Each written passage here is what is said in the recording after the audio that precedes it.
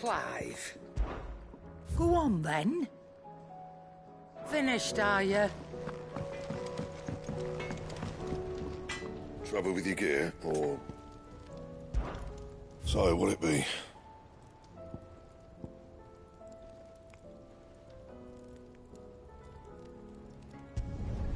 No scratches, all right?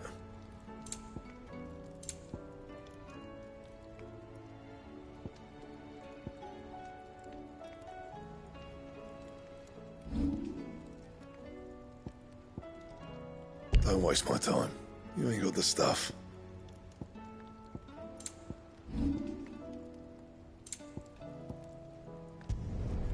Not bad, if I do say so myself.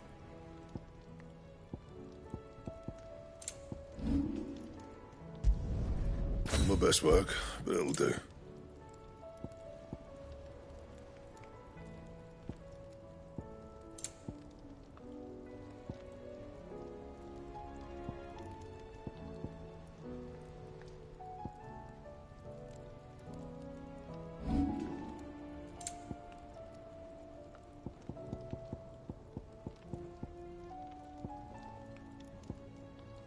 That it?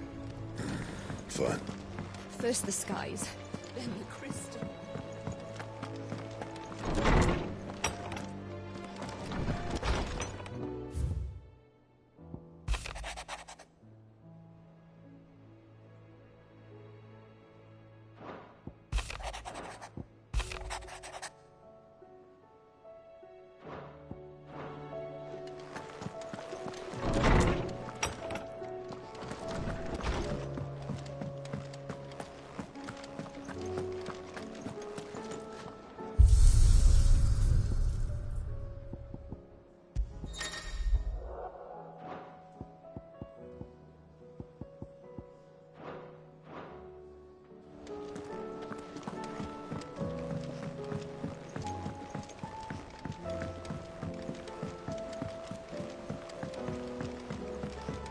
There's something about it.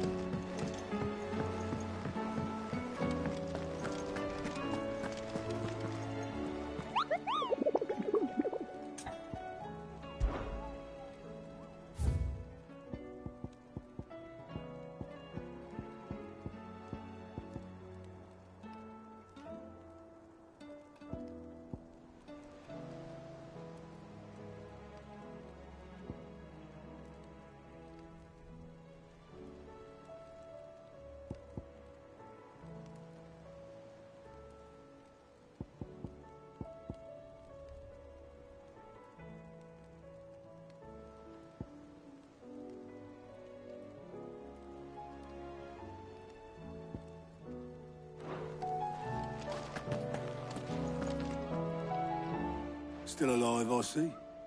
Something tells me that eyesore on the horizon is your doing. How'd you manage that? It's a long story. One that I'd rather only tell once. Right. All hands on deck, then.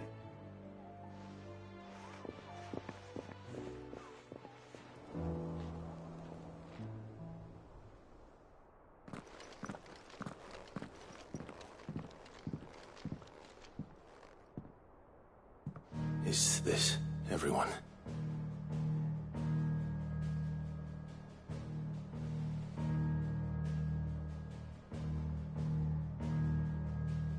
As I'm sure you've all guessed, the crystal which now commands the eastern skies was summoned by Ultima. He called it Origin. Though the significance of that name is as yet unclear. What does it matter what it's called? Its emergence tore Twinside asunder and wiped my homeland from the map.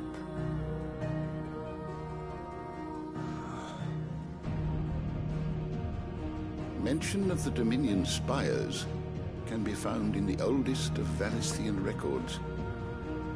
But to the best of my knowledge, none provide any hint as to their true nature. That they would prove the horns of some slumbering demon. Well... The Dominion's demise was at least quick. Elsewhere, the Republican army cannot hope to contain the chaos engulfing Randalar. Canberra is in flames. and the Empire. Our allies are crying out for answers.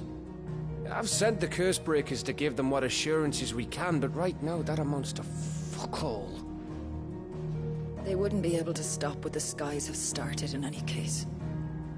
People here and across the realm grow sicker with every passing day.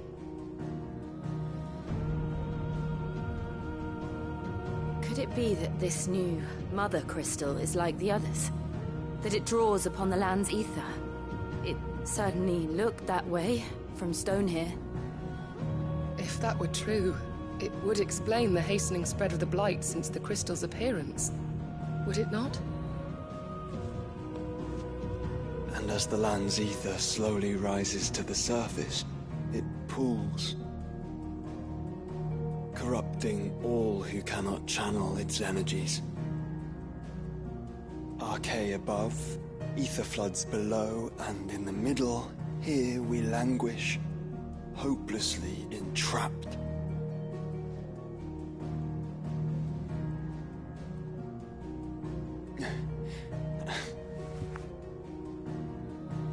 It's all right. When we faced him at Stone here, Ultima told us his true power quickens in the Halls of Origin. Needless to say, we cannot allow that to continue. If we are to stop him, we will have to find a way into the crystal. How are we going to manage that then? It's up in the sky. And fast as she is, the Enterprise can't fly.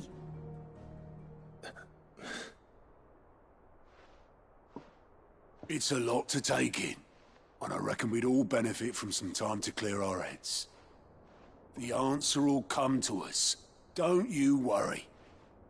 Ain't that right, Clive? Right. That's right. Well, go on then. Bugger off.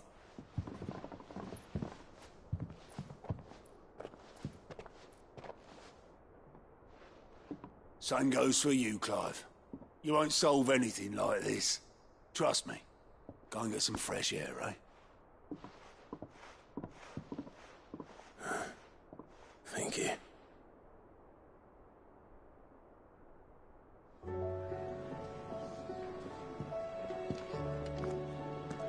Joshua seemed upset.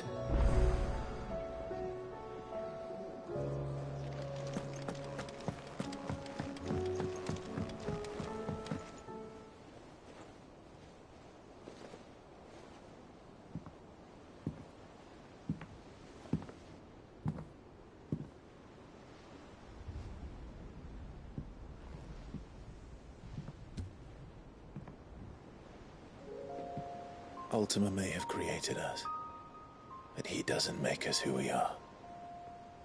Only we can do that. And if he would have us fight for our survival, so be it.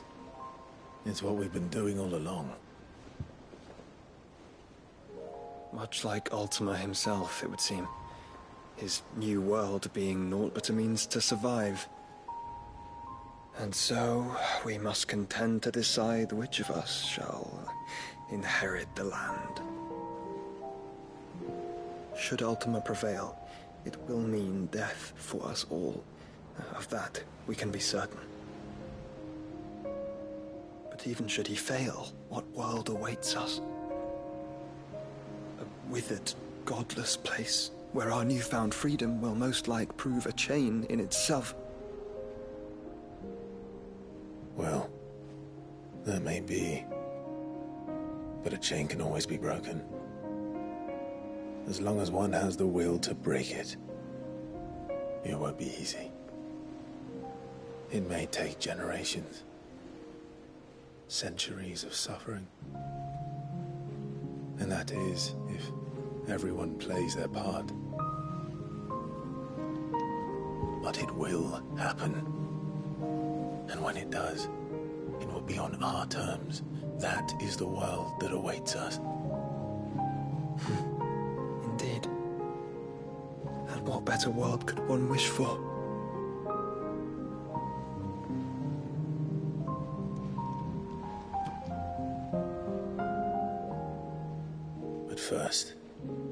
have to reach that crystal. Then it's a good thing I have wings. You can barely stand, let alone fly. And only the Founder knows what horrors await in those skies. You certain about this? Am I certain? I am the Phoenix. I will do what I must. This is our fight. Remember?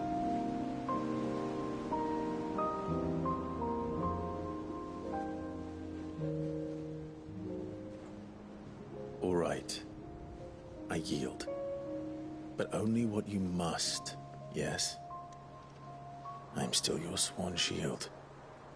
That you are. And what of my wings?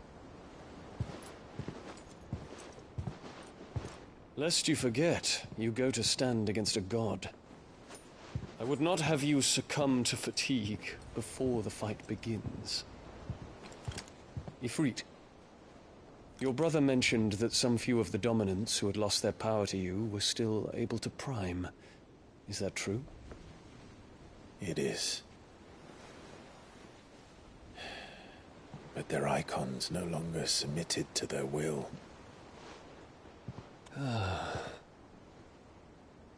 Then mine will have to be stronger. That you both might save your strength for the battle to come. You don't have to do this. If you do, there's a chance you might lose all you have left. And what have I but regret?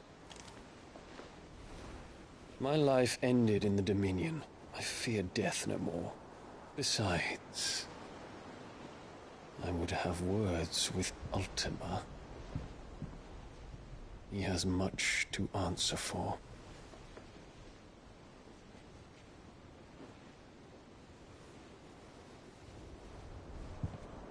We are in your debt, Dion.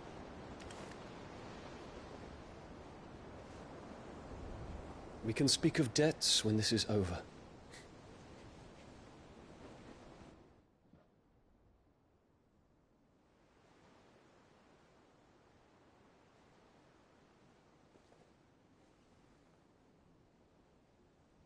He speaks like a man who knows he's not coming back.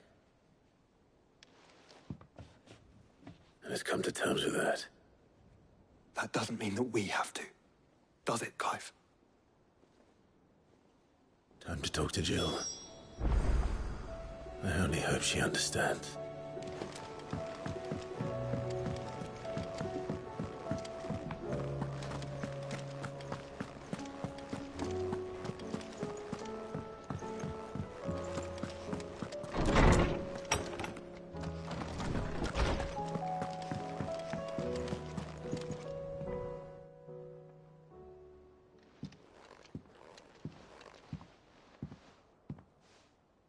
Come to wish on a star.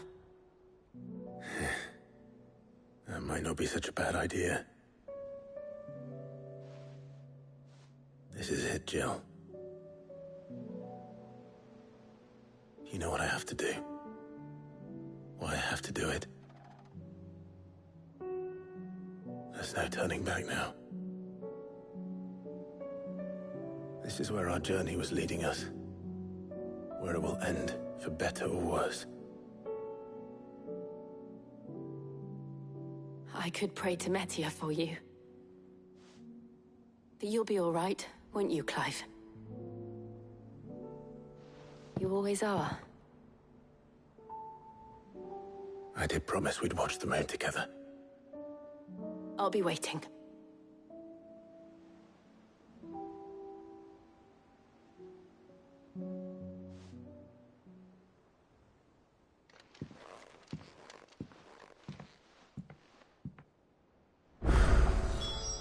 It's almost time.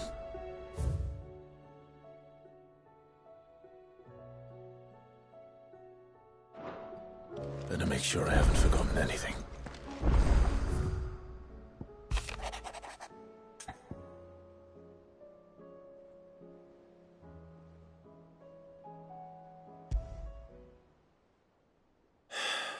What is it this time, Torgal?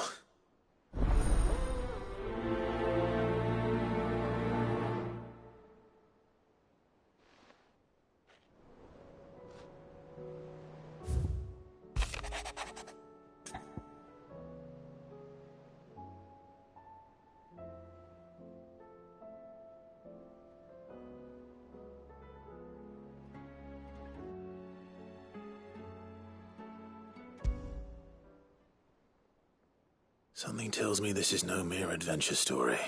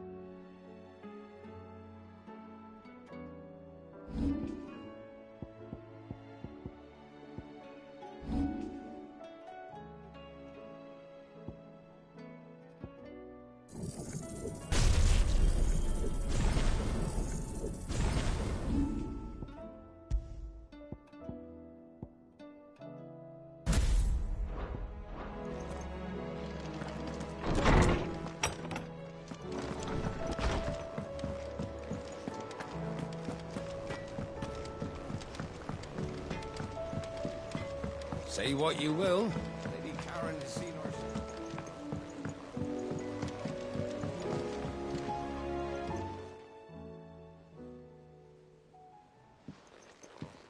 Pining for something, boy. What is it? What do you see out there?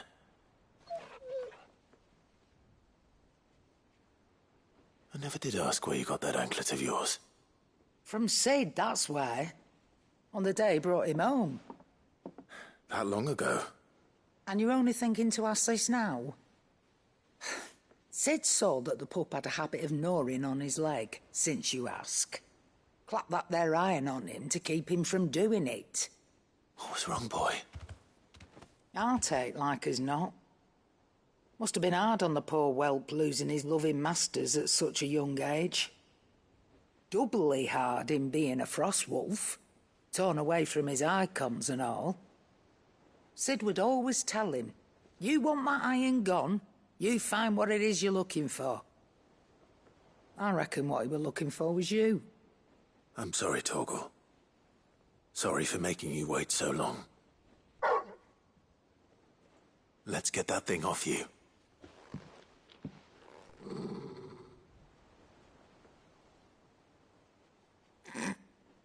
Doesn't sound like he wants it off. Indeed. You miss Sid as much as the rest of us, don't you?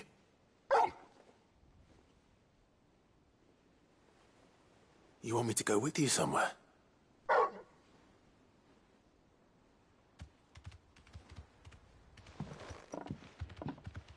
Quick, aren't you? Glad you've been paying attention. Not nearly as much as you have, Lady Karen.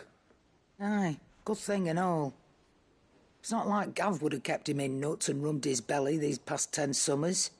Your kindness is appreciated. You've been a good friend to him. Only because he doesn't talk back like the rest of you. Go on now.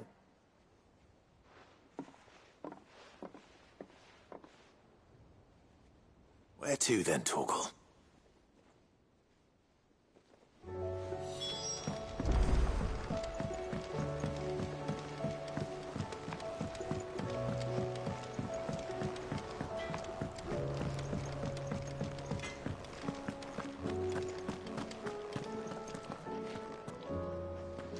All right, Torgal.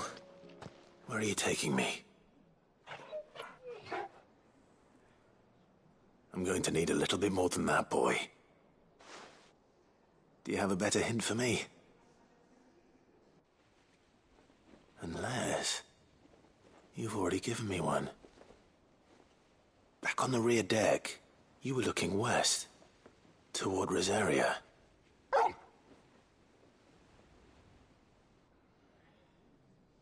Why don't we try the rookery?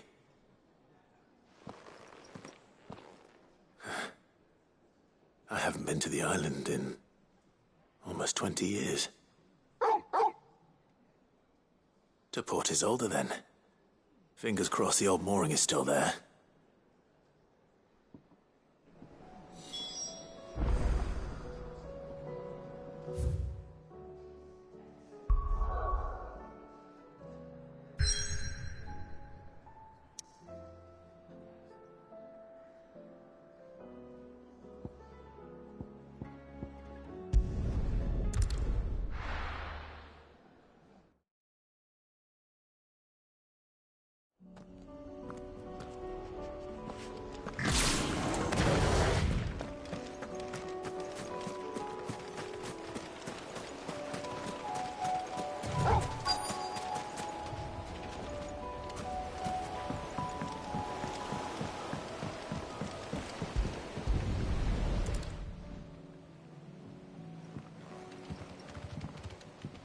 It's still here. After all these years. Lots more than I remember. And you're a lot bigger. You might have to swim, boy.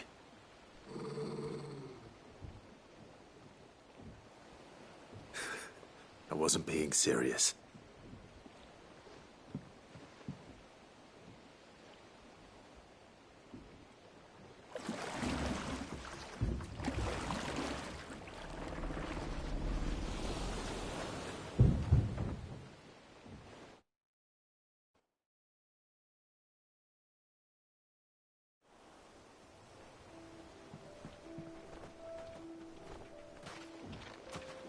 This place hasn't changed at all.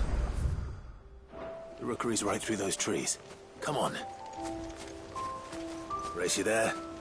I bet I could still beat you.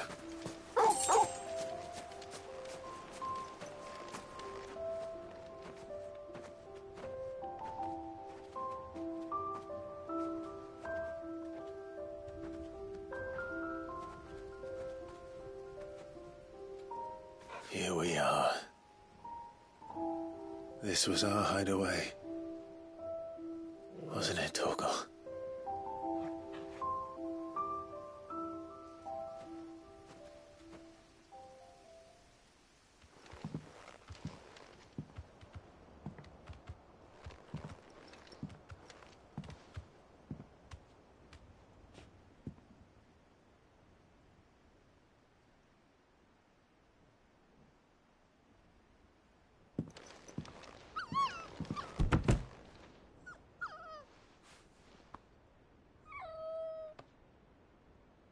Coming here helped me to forget who I was. Or wasn't. Prince, shield. Son his mother could love. Had I been any one of those things? Perhaps.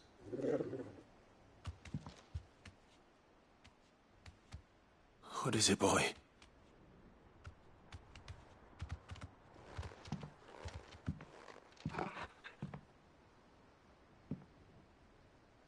This is all from the castle. And Phoenix Gate. Did you bring these here?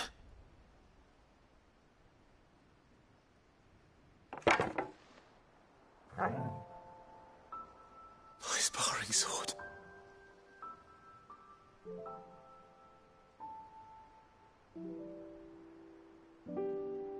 Well, well. You never stopped looking for me, did you, boy?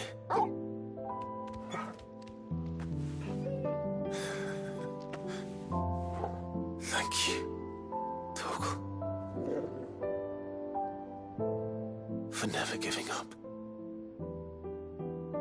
for never forgetting.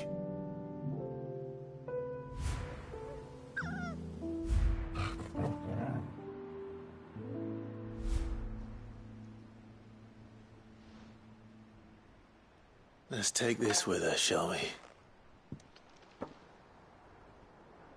So I don't forget either.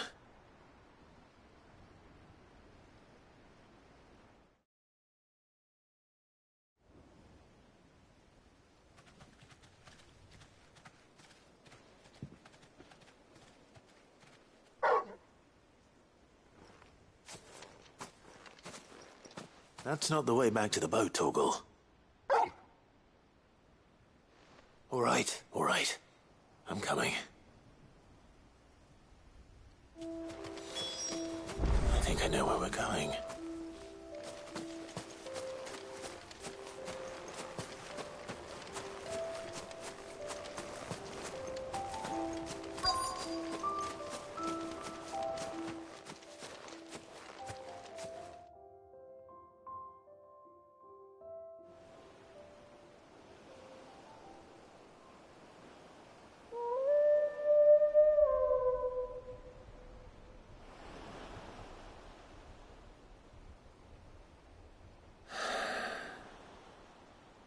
People always talk about the importance of putting the past behind you. But without it, we wouldn't be who we are today. And we certainly couldn't steer our way to a better tomorrow. Come on, Torgal. Let's go home.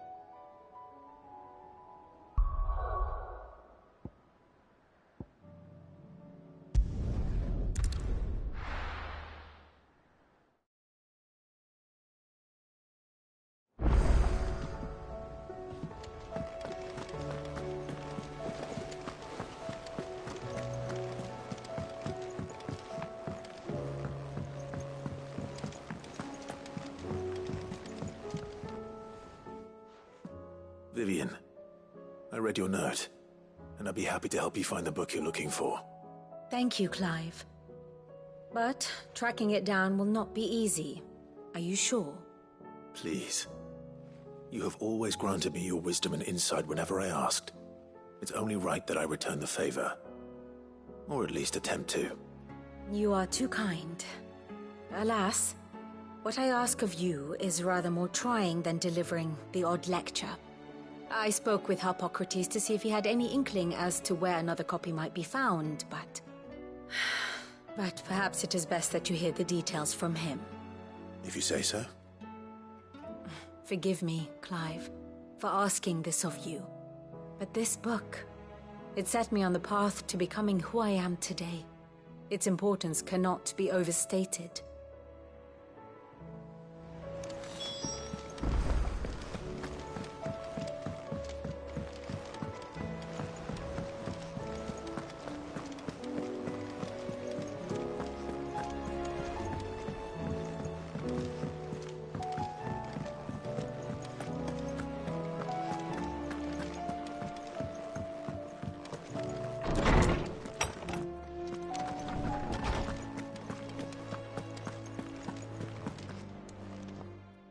Clive, my boy.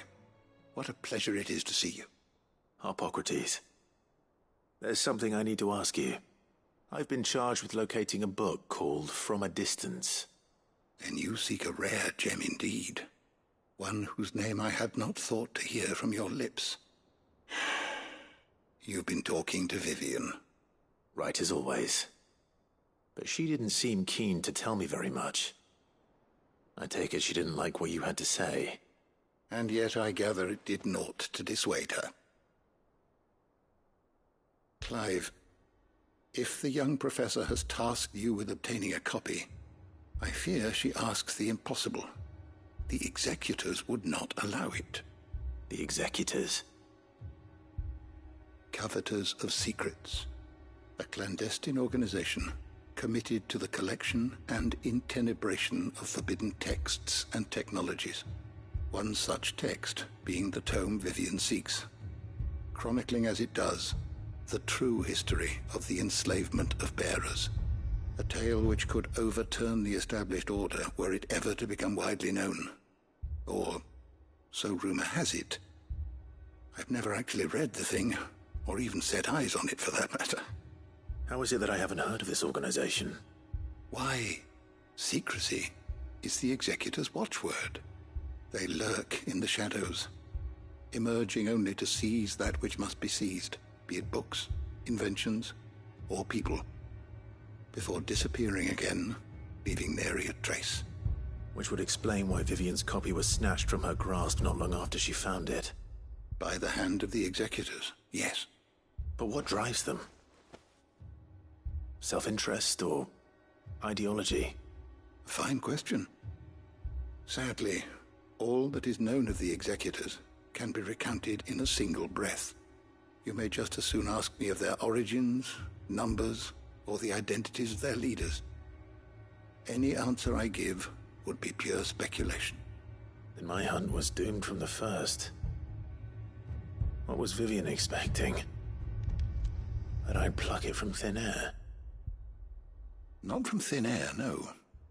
From ash. Rumors of the executors are rife among the scholars of Storm, but rather less so across the strait. I have a friend.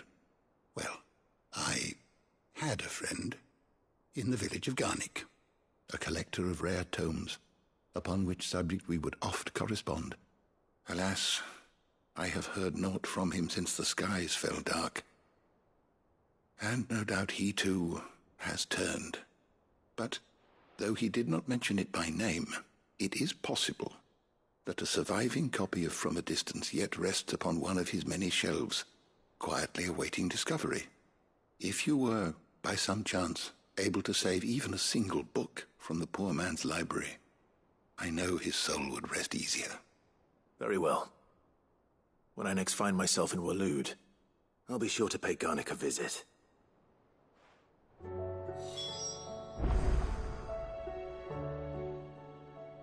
Knowledge hoarded is knowledge lost. I don't believe you've read this particular chapter before.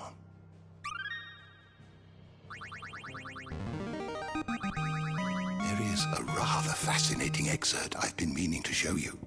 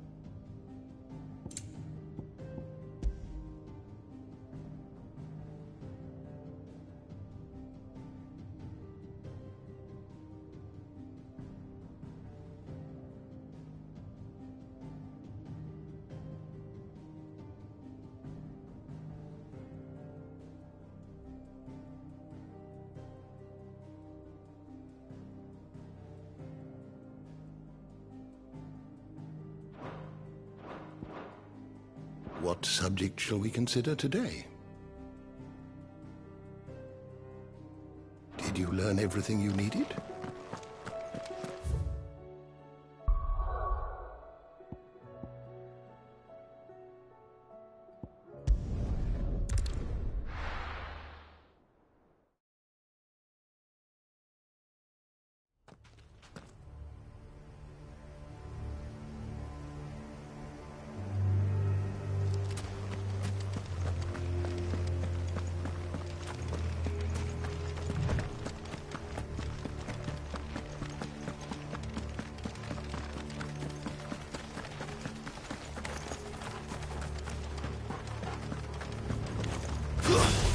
This might take a while.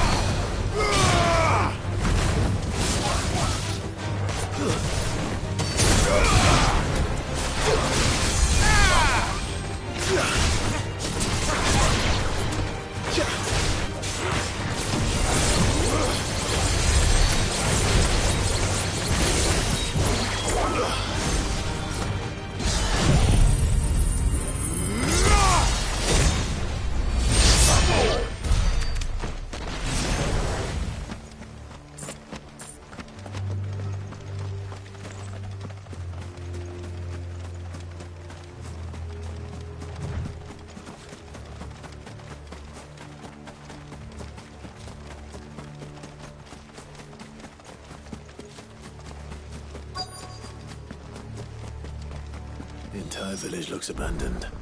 Now, which house would a bookworm live in?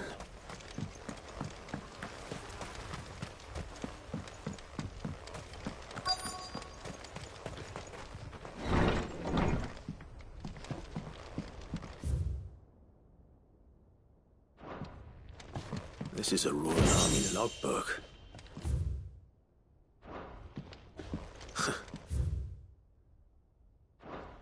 His interests were certainly varied.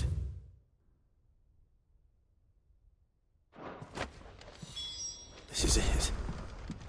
But if what it says is true, I need to get this back to the hideaway.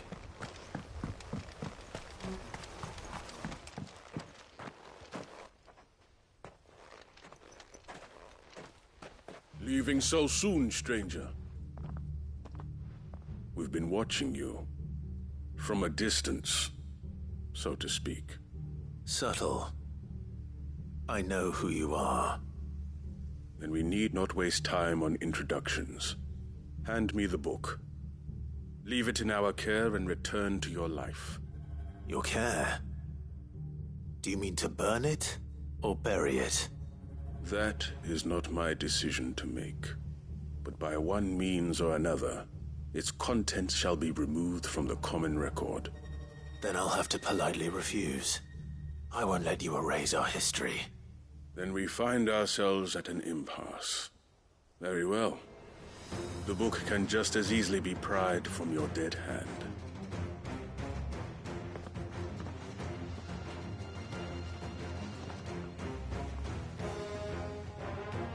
Let's see, shall we?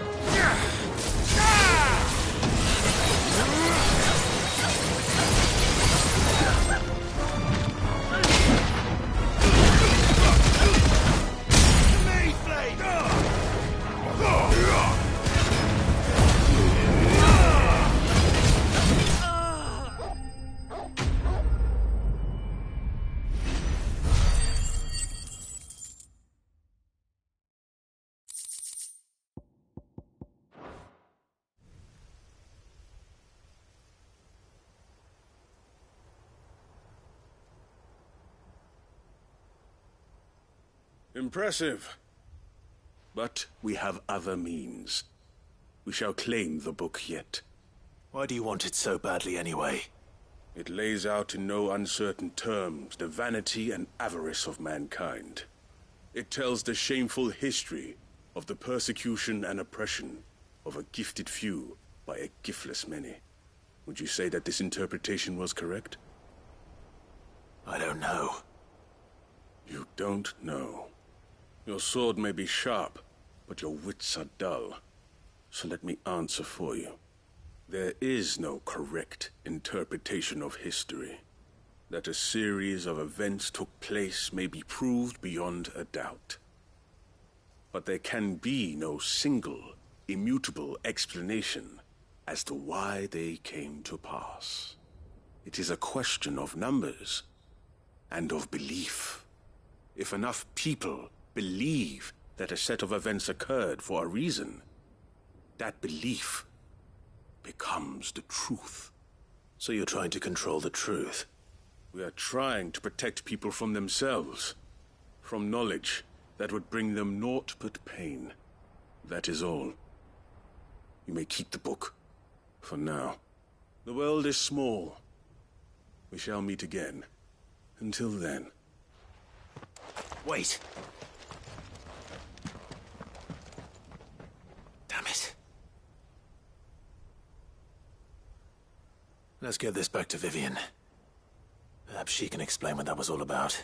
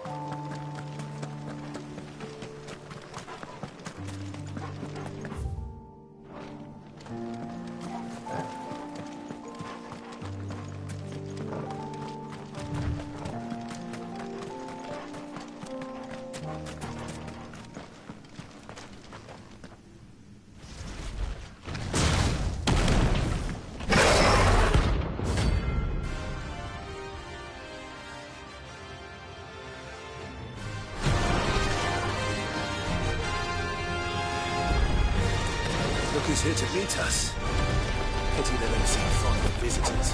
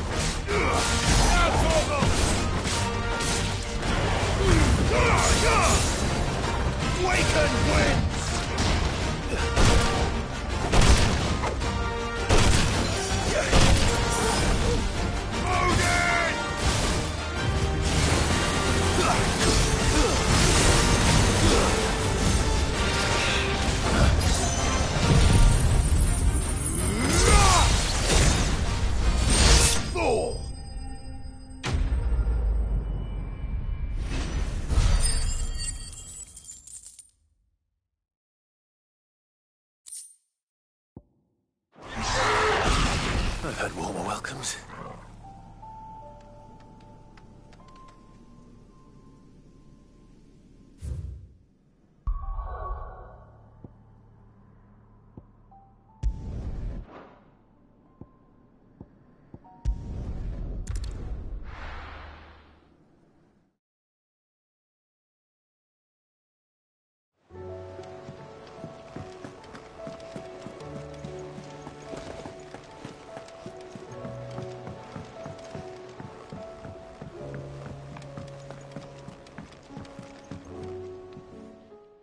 Vivian.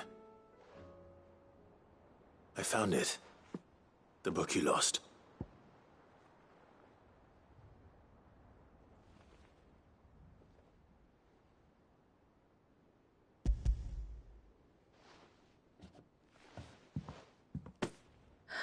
You found it.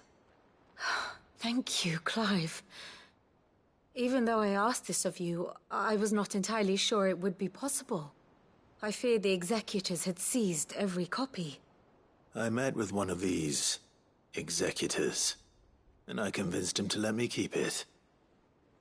He told me something. That the truth is just a matter of collective belief. And that if enough people believe a lie, that lie becomes the truth. It does. But it also means that the truth is not immutable. That it can be changed. Provided that those who wish to change it can convince enough people that their perspective is the correct one. As the sad history of the Bearers proves. You said that the book inspired you to become a scholar. It did. Or its author, rather. She was a heretic, you see. A firebrand and a dissenter. A gallows stood ready for her in every corner of the realm. And by shunning society, or perhaps being shunned by it, she stumbled upon a truth so potent that an entire realm trembled at the prospect of its utterance. I, too, have always felt somehow set apart from the world of men. A stranger to my own species. She taught me that my solitude was not a curse, but a gift. And that, though my journey to the truth might be a lonely one, what I found at my destination would be more than worth the cost. Do you still feel that way? That you're not one of us? Honestly, I'm not entirely sure anymore. Since coming to the hideaway, I find my thinking somewhat clouded. Perhaps the result of studying mankind from a rather closer perspective than I had intended. But the more I study, the more I find value in this perspective. In looking not from the outside, but from within. So if you'll permit me, I'd like to continue my work here. Remember, Clive, when enough people believe, belief begets truth. Give the men and women of this benighted world the gift of truth. Make them believe in you, as I do. I'll try, Vivian. I'll try.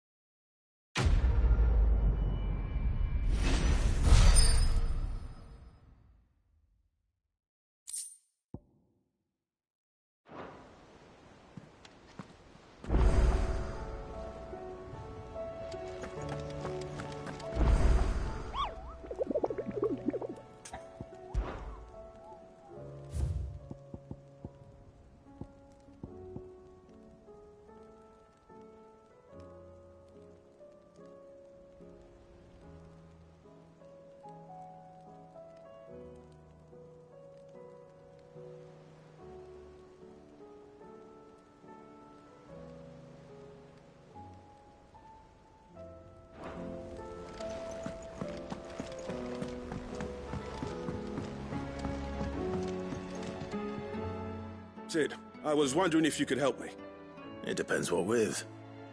A bearer, but recently freed from his bonds, is keen to join the Curse Breakers.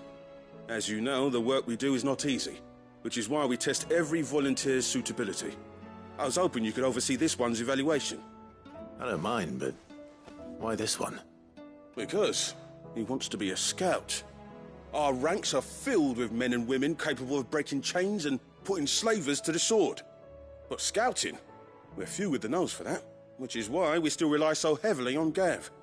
And since he accompanies you on so many of your missions, I thought you might be better placed to recognize the traits in him that we should look for in those who'd fill his boots. Sounds reasonable. So you're happy to oversee the boys' test, then? One can never have too many scouts. Truer words, Sid. I'll let the initiate know that you'll be attending his trial, and that he is to proceed directly to Northreach in readiness. No time like the present, eh?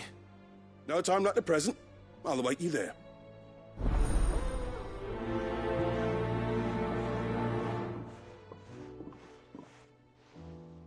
Northreach. I don't suppose they could have chosen somewhere closer.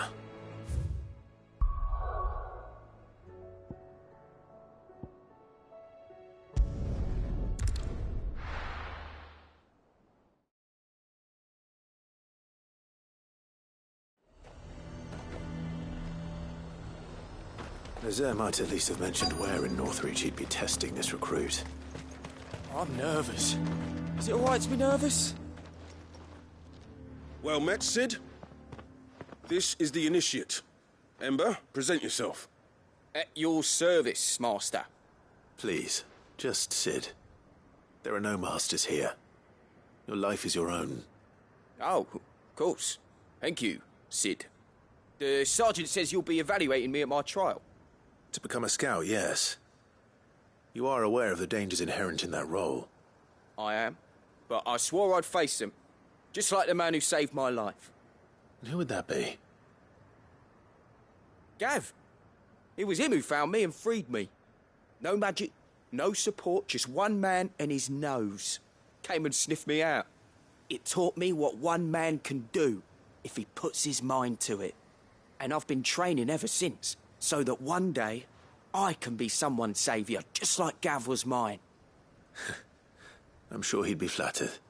You clearly have good intentions, Ember. And it sounds like you're under no illusions. Stick to this path and you'll make a fine cursebreaker. So, what? Have I passed? You haven't even started yet. Now listen.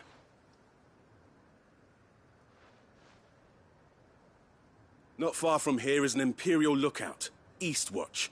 The guards there record all their sightings in a logbook. You are to find it and bring it here. And bring it here, right. Anything else? No. Sneaking into a heavily guarded Imperial outpost and stealing the logbook would be quite sufficient.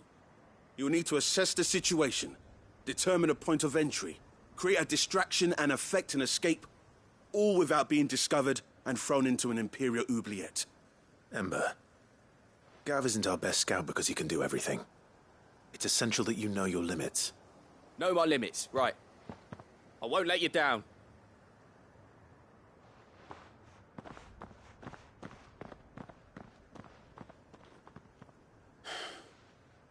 It shouldn't be as dangerous as I made out. But keep a weather eye on him all the same, would you? On my way.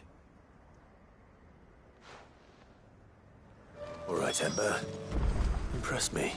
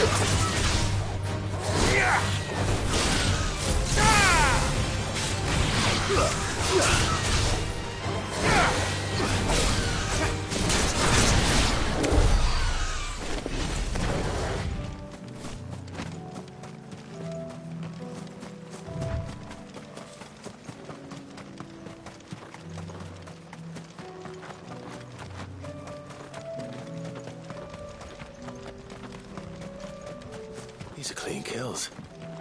Perhaps young Ember really is ready. Or maybe not.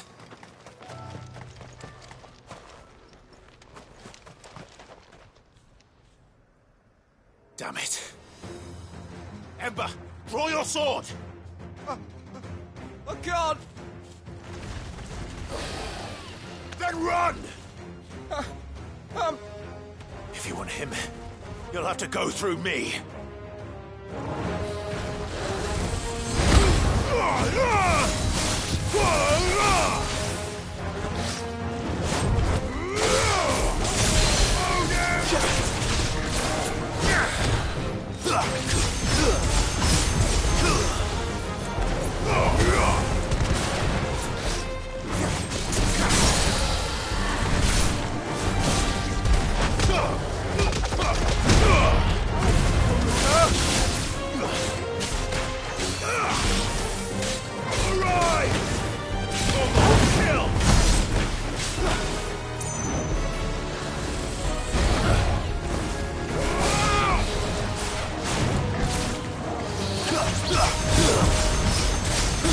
Nice try.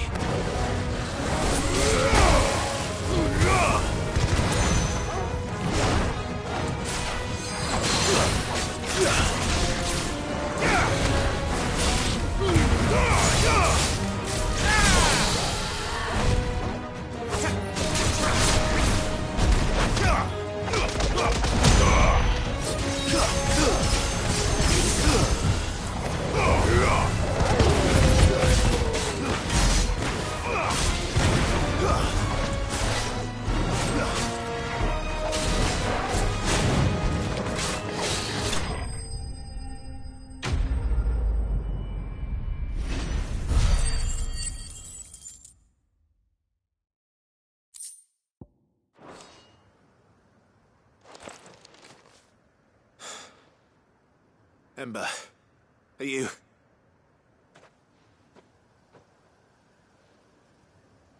Gone. Of course. Scouts really are a rare breed. Back to Northreach it is then.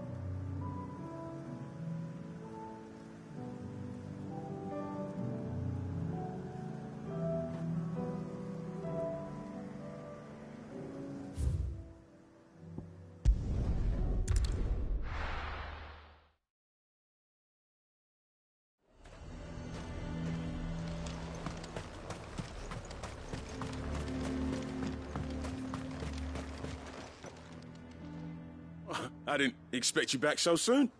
Where is Ember? How did he fare? I thought I'd find him with you. He must have fled. I followed him to Eastwatch, where I found him being set upon by a wild Avis. He was just standing there. Didn't even draw his sword. I had to step in and take care of things. But by the time I had, he was nowhere to be seen. I assumed he'd set off in your direction, but apparently not. Oh, I'm sorry, Sid. I knew the boy had a nervous streak, but he seemed like... The right man for the job? I believe this is the logbook you tasked me with retrieving. Eh? How did you... Don't you tell me you breached the tower while Sid was busy saving your skin. What? Wasn't that what you asked me to do? To bring the thing back without getting caught? He has you there, Nazaire. And he did it all on his own. But Sid, he did what he thought was best. And now I have to decide whether I agree. Of course. We'll await your evaluation back at the hideaway. Don't you leave my sight. Yes, Sergeant.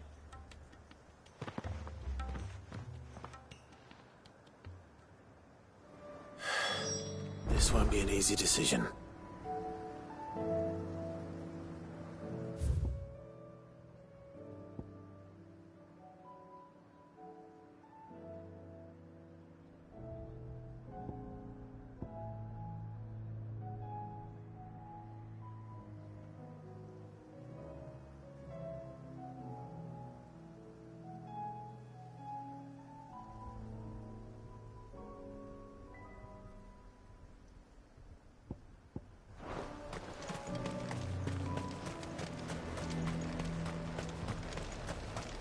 A fortress? The garrison is threatening to pull their sentries from the markets. I would speak with this duke. Saw the captain just now. Hang the Duke and his... What say you then?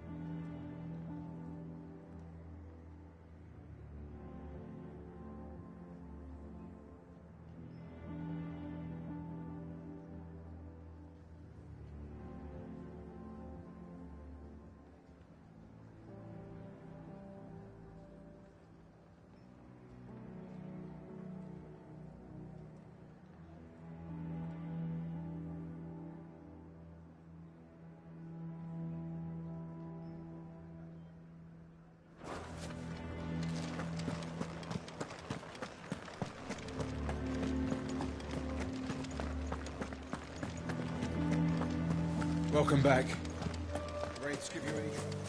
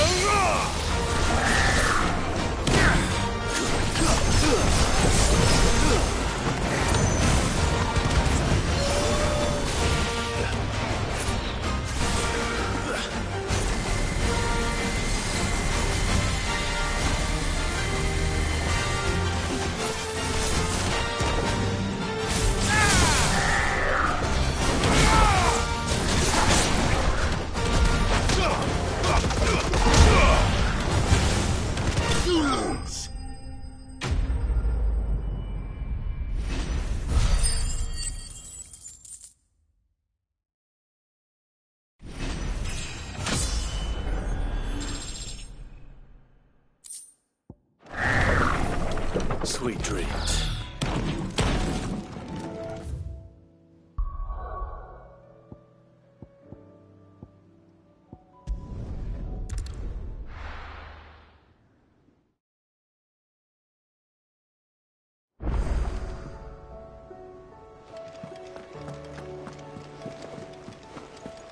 There's something about it. You should have seen him. Welcome back, Sid. Welcome back, Sid. Yes. Welcome back. Trip wasn't too much of a pain in the arse, I hope. Truth be told, it was me who suggested roping you in to help with the trial. But from what I hear, things didn't go quite as planned. No, they most certainly did not.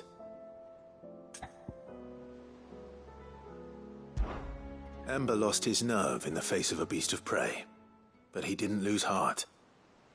He pressed on, and he achieved his aim. And is that not what we ask of our scouts? Indeed it is. Thank you for your honest appraisal, Sid.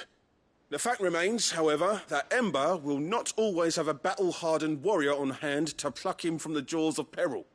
All I have gleaned from this trial is that without someone watching his back, Ember is little more than a liability. Wait, Sergeant. Ember still has much to learn, it's true. And this time he was found wanting. But I'd say he's due a second chance, nonetheless. After all, he did do as you asked. With a bit of hard work, any hand can be made to hold a blade, and any mind can conquer its fears. But a scout's nose is different. You've either got one, or you ain't. And by sniffing out that log, young Ember here has shown he has a conch and a half. Wouldn't do to waste it now, would it? Fine. One more chance. I'll do whatever you ask. I'll spend my days and nights in the pit if I have to. I'll show you. Just you wait. Daft as a brush, that one. But his heart's in the right place. Just like someone else we know. And if you ask me, we've been leaning on him for far too long. That time the Cursebreakers took some of the weight off his shoulders, I reckon. It couldn't hurt. Just don't tell Gav I said so, will you? I won't have him thinking he's been hard done by. Next thing you know, he'll be asking for a day off. Chance would be a fine thing. Back to work. Forgive me, Sid. This did not play out as I expected. Things rarely do these days. But that's why we need men like Ember more than ever. Men who can make the best out of a bad situation. Remember that. I will, Sid. Thank you.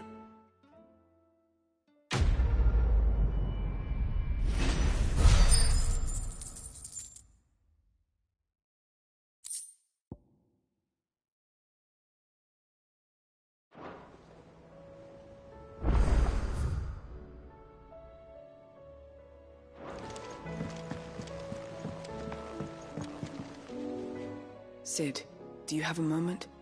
By all means. It's my old master. Seems there's no escaping her. She found some way to send me a letter. And something else. Records from a Waluda prison. Seems they were keeping a lot of bearers there. How did she come by such a thing? Finding bearers always was her strong point. And it seems the cells of Balmung Dark are full of them. Foreign captives, the masterless. Bearers no one would miss. And even better for her, bearers with no one to look after them. When ether started lapping at the walls, the jailers fled. Leaving the bearers to be liberated by whoever happened to come along next. Sid, I'd like to believe that I've earned your trust by now. And while I'm well aware that you've forbidden Cursebreakers from traveling to Waloed, I can't let those bearers die in their cells. I'd rather risk shipwreck on the Shadow Coast than leave them to starve. We'll be needing the Enterprise if we're going to navigate the Narrow. Does that mean... I'm making an exception, but we travel together. And we stay no longer than we have to. Ash is an inhospitable place at the best of times. We save as many as we can, and we leave. Thank you, Sid. There was a name in the prison register. A name from my past. Chadwick. Another of my former master's protégés. A gifted soldier, and the closest thing I had to family. The thought of him held captive in that place.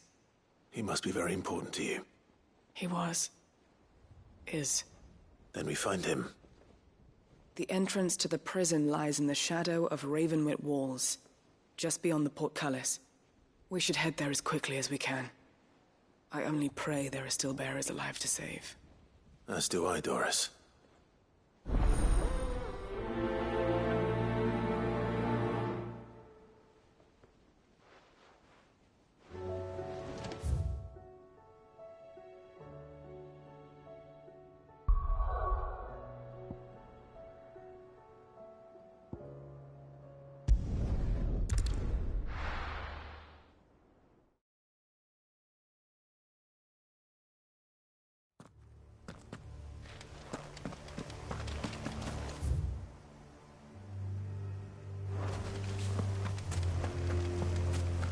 Doris is waiting for me near Balmung Dark.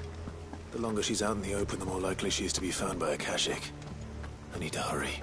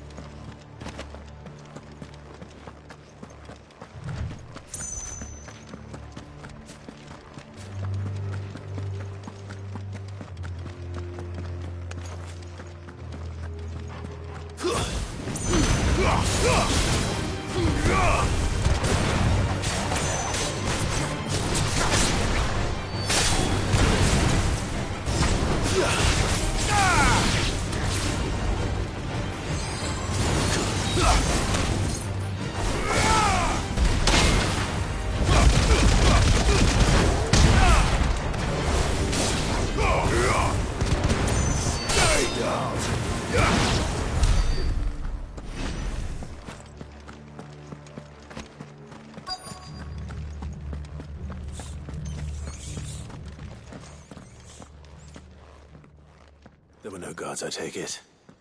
None manning the gates, no. It's a different story inside, though. The corridors are crawling with Akashic. Most likely guards left behind when the Wardens ran. If Chadwick was being held here, I worry that he may already be. Don't give up hope just yet, but let's move quickly. Let me check the ground floor. The ether's thickest there. Then I'll search the upper level. Good luck, Sid. Stay safe.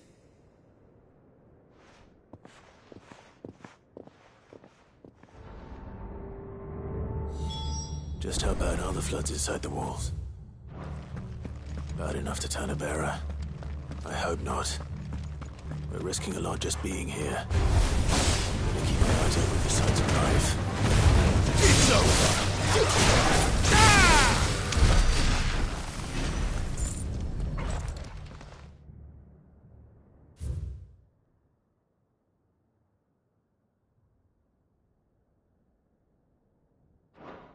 So this place was no ordinary prison.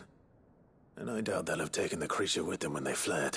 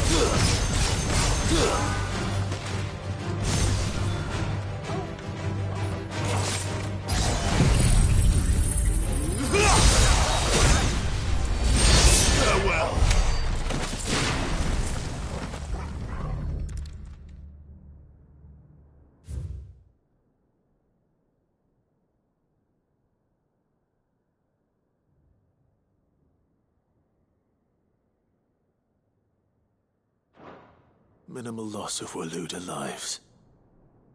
And what happens when they run out of bearers? Even the Imperials take better care of their branded than that.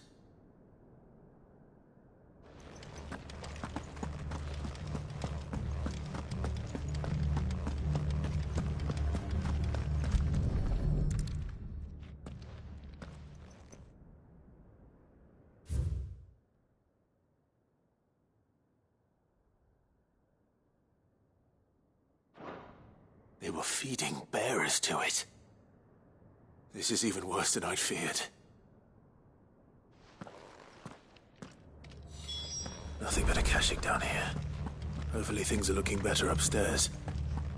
I should go and see how Doris is getting on.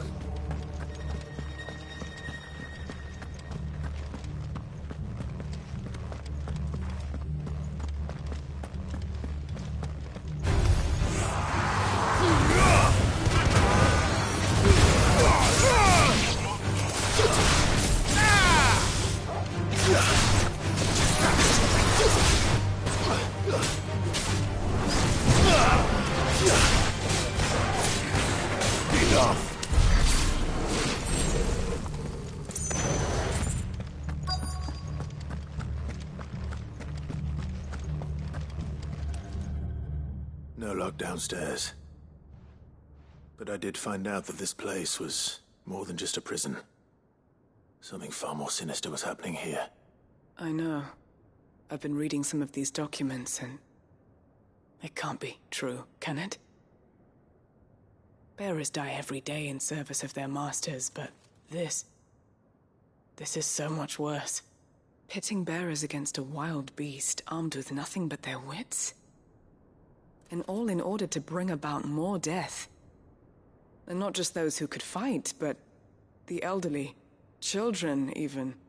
And those who wouldn't or couldn't were disposed of. Whatever that means. I'm afraid it means they were fed to the monstrosity they kept here. Then we're too late. And I was a fool to bring you here. Don't say that. Did you find anything else? A key. But it doesn't fit any of the locks on this floor. Perhaps it will fit one of the doors downstairs. There's a corridor I haven't searched yet. Finish up here, then come and find me when you're ready. All right. I'll be there in a moment.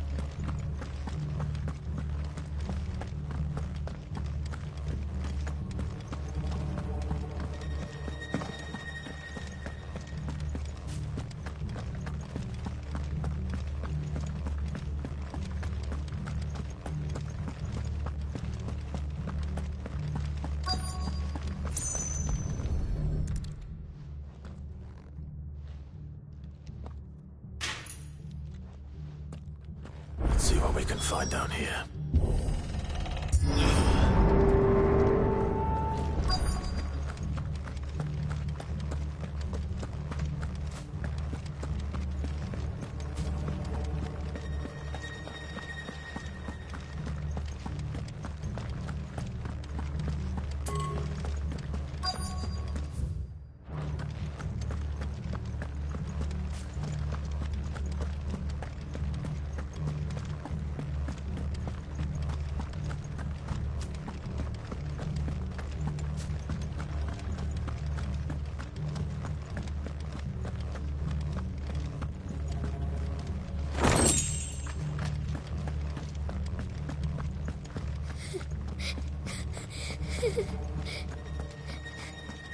Survivor.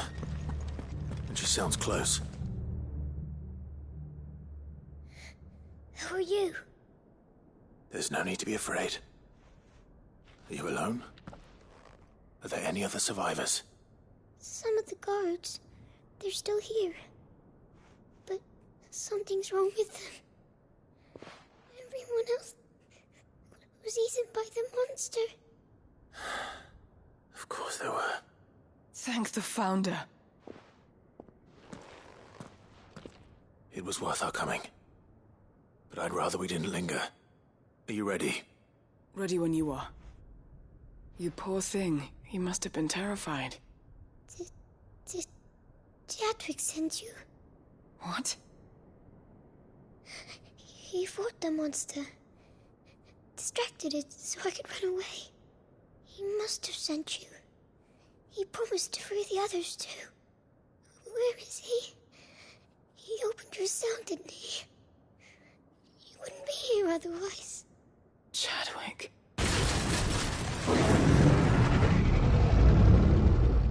Was that? Monster's back! Chadwick, help! We have to get out of here.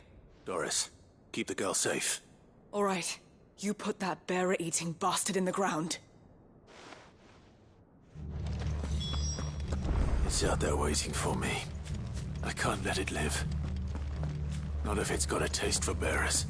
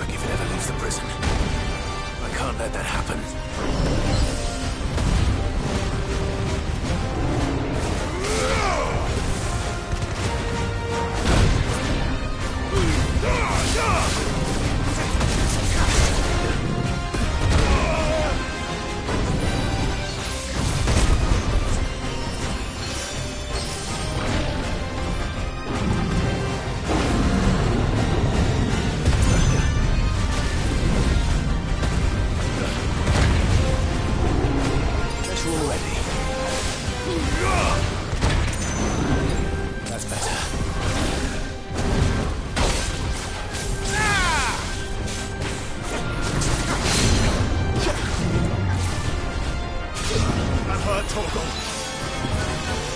To me, boy! I'm hurt, Torgal.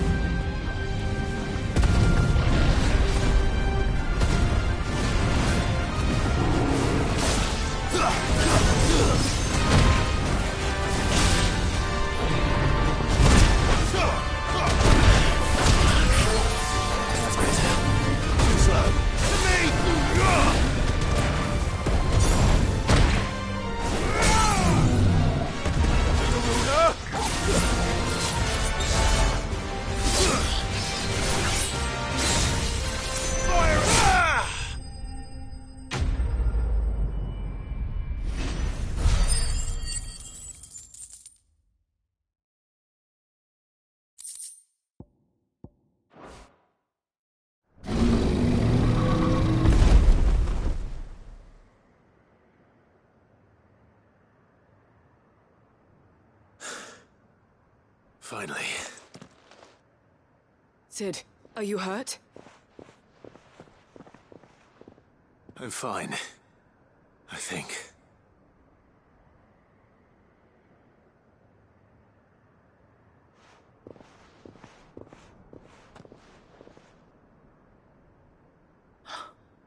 Oh, no. What is it? A diary. I gave it to Chadwick before we went our separate ways. He was here. Do you think that creature? I'm sure he fought bravely to the last. The girl is safe thanks to him. Chadwick. You fool. Come on. We have to get her back to the hideaway. We don't want his sacrifice to have been in vain. No. Of course not. I'll see that she's looked after from now on. It's the least I can do.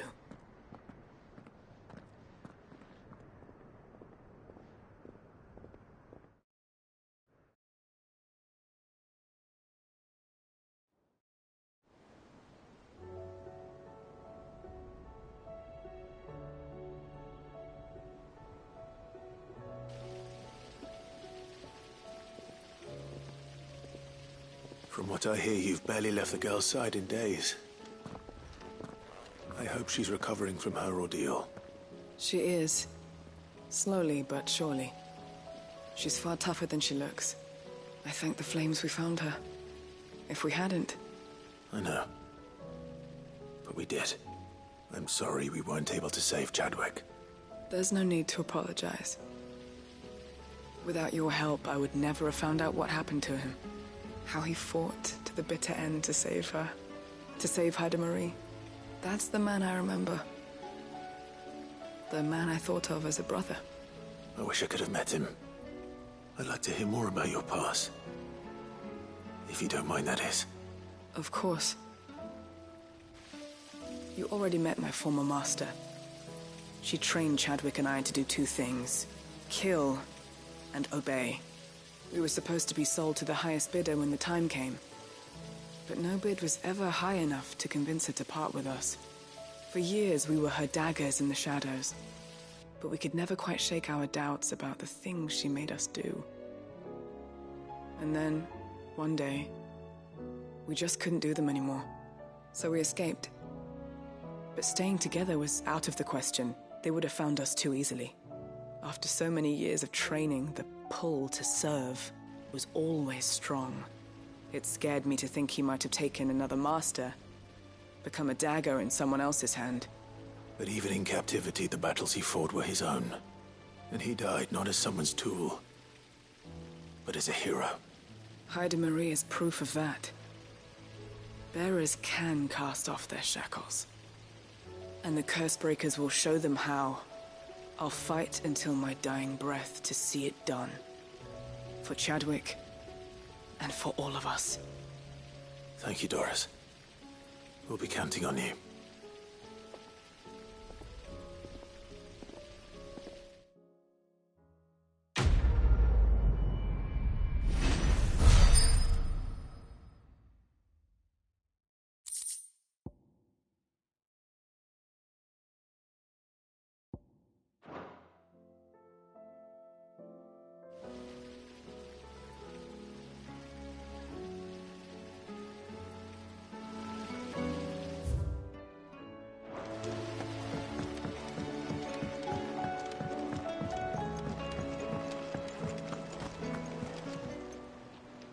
I wasn't expecting you back, so.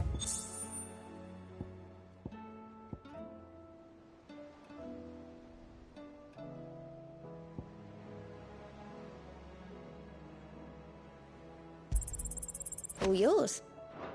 Best of luck out there, Sid.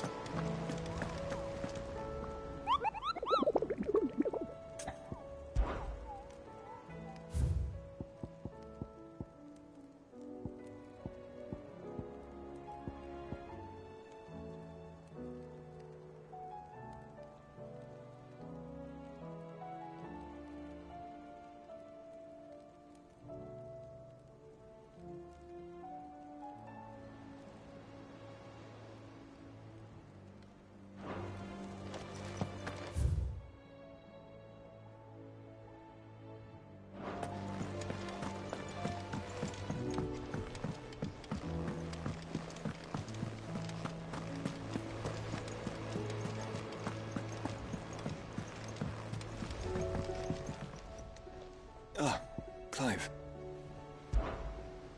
Joshua, what's wrong? And don't say nothing. It's not nothing. I've received word from Cyril. The Undying have found Father's will, or something akin to it. His will? How? Where? In the crypt beneath Rosalith Castle. After Kupka was kind enough to drive out the Imperials, the Undying took the opportunity to recover what relics of the Duchy yet remained. And in the process of doing so, they found a letter from Father. I'm surprised anything survived down there. Cyril asked that I join him in Tabor at my convenience. I have been meaning to go, but would you join me? Of course. I want to know what's in that letter as much as you do. Very well. I am ready to leave when you are.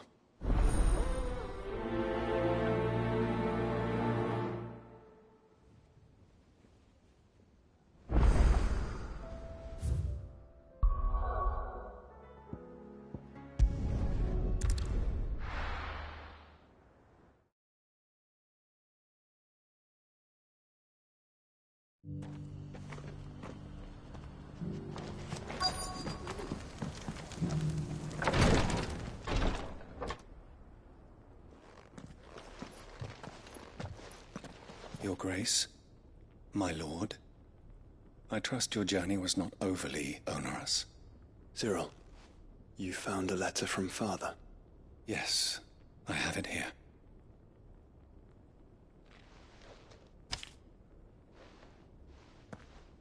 If you would do us the honor, my lord.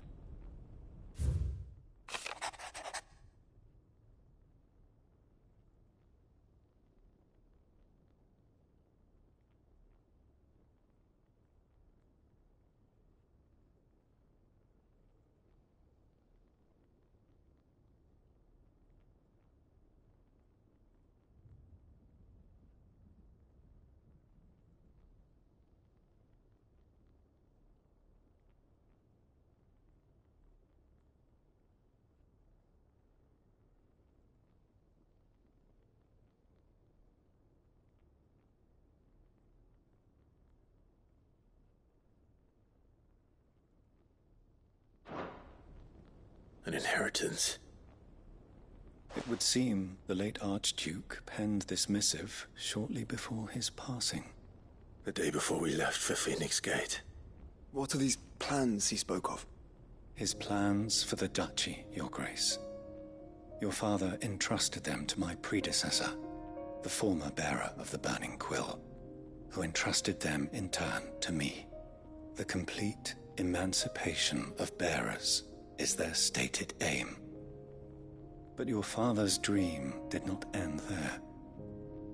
His Grace also spoke of building hospices to care for those stricken by the curse, and the founding of a new university to further the development of non-magical technologies. With the blight spreading ever more widely across the twins, Archduke Elwyn saw this as the only means of securing Rosaria's survival. He wished to see men and bearers treated as equals. To see centuries of common wisdom overturned. Small wonder he did not think it achievable within his lifetime. But he thought it achievable nonetheless. Had he not, he would never have written this message. Nor would he have entrusted his vision to his most faithful aides. Those who would have stood with you, shielded you from the machinations of the less benevolent personages at court. It's a pity only they are still with us. 'Tis true that those most loyal to your father were the first to suffer the Duchess's wrath. But one at least remains, and she has come bearing gifts. What do you mean? Mayhap it is better that she explain, my lord. After all, the duties entrusted to me by my predecessor extended only to recovering His Grace's will and arranging a meeting with the one who might execute it, or a part of it, at least. And where is this woman? She awaits you in the archive, Your Grace. Thank you, Cyril. Shall we then?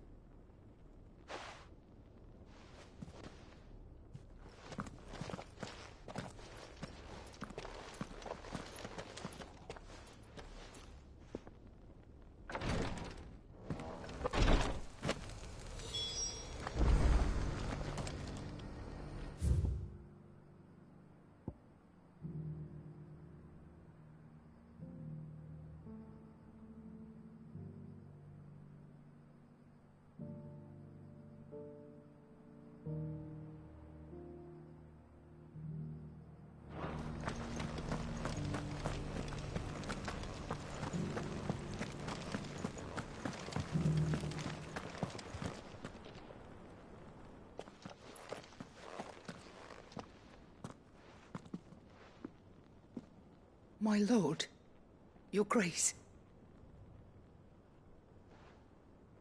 I hardly recognize you.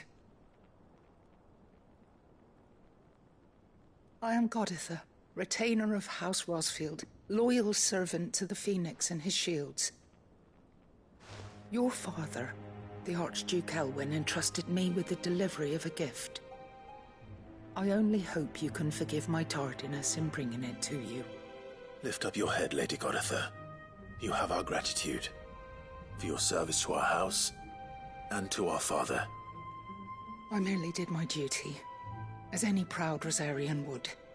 My lady, perhaps you could explain a little more? What exactly is the gift you bring? As I'm sure you know, it has long been the custom for the children of House Rosfield to be presented with certain keepsakes upon their coming of age. Indeed it has. Our father often spoke of the day when our turn would come. And had he lived to see it, he would have presented you with the treasures I bear. Matching armbands for you both. Alas, he did not live. Indeed, he was taken from us even before they could be completed. He had intended to claim the Heartstone with which each armband was to be finished himself, but it was not to be. And his gifts remain incomplete. I see. It saddens me to bring them before you, as they are. It was your father's wish that you be presented with the finished articles, not these, works in progress. But with his grace long since gone, and the stone left unclaimed, I had little choice. You are grown men now, and his house is yours.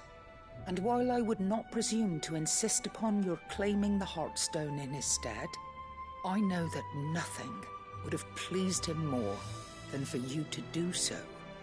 Thank you, Lady Goditha. What say you, Clive? What else? Of course, my lady. May our father's will be done. Oh, I am much obliged. Do you know where we might find this Heartstone, my lady? I do. Though it may be a matter of a good deal more than simply happening upon it. It is found in the bellies of elder griffins, you see. We do at least know where to find one. A certain specimen has made its nest in Titan's Wake, not far from here. A certain specimen? You are most perceptive, Your Grace. In answer to your unspoken question, yes. In fact, this is the very same beast your father meant to slay. I have been tracking its movements since you were but a boy. Were you to slay it in his stead, as men of House Rosfield, it would surely make your father proud. What say you, Joshua? What else?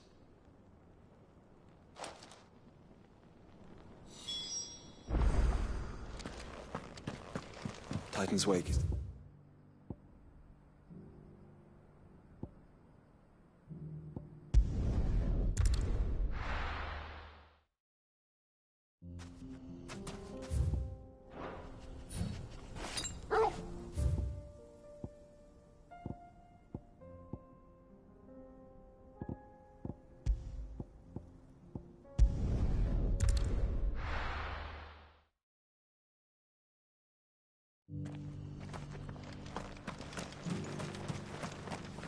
Are you buying or selling? Anything else? A fine choice.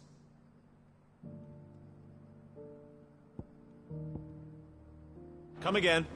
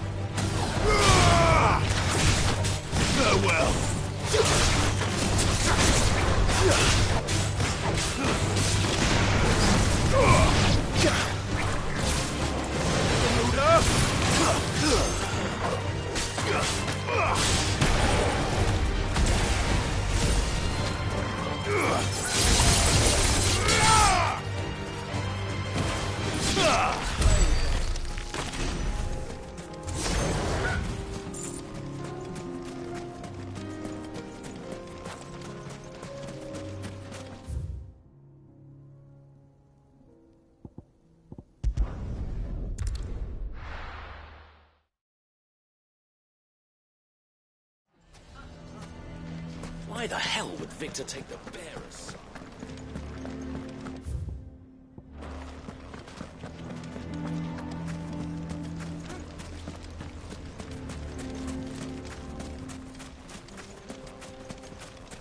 How the hell did that bastard get through this?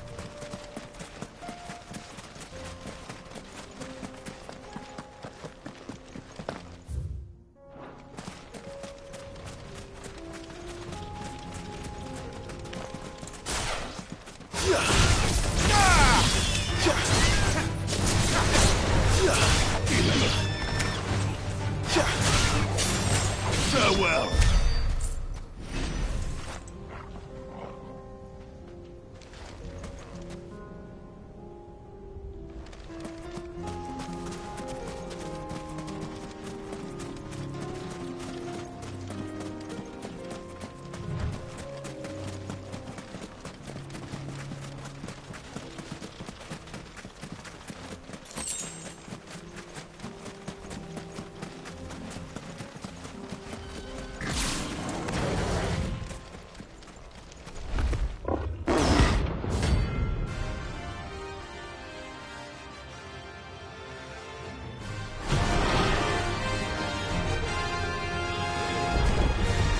We're not gonna outrun this one. Stay close,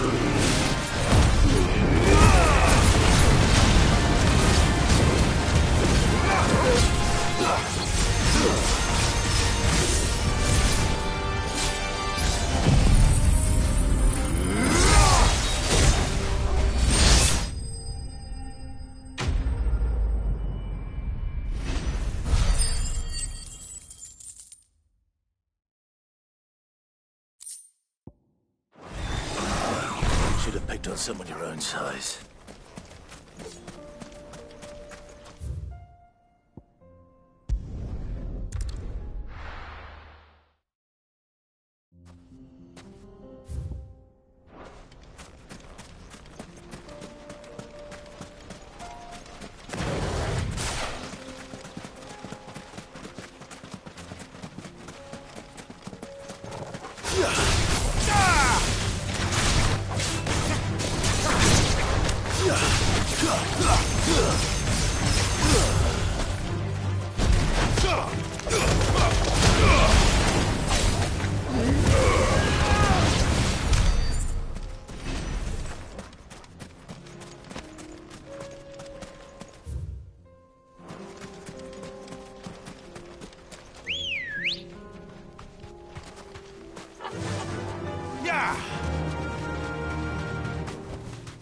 Back to the stables, girl.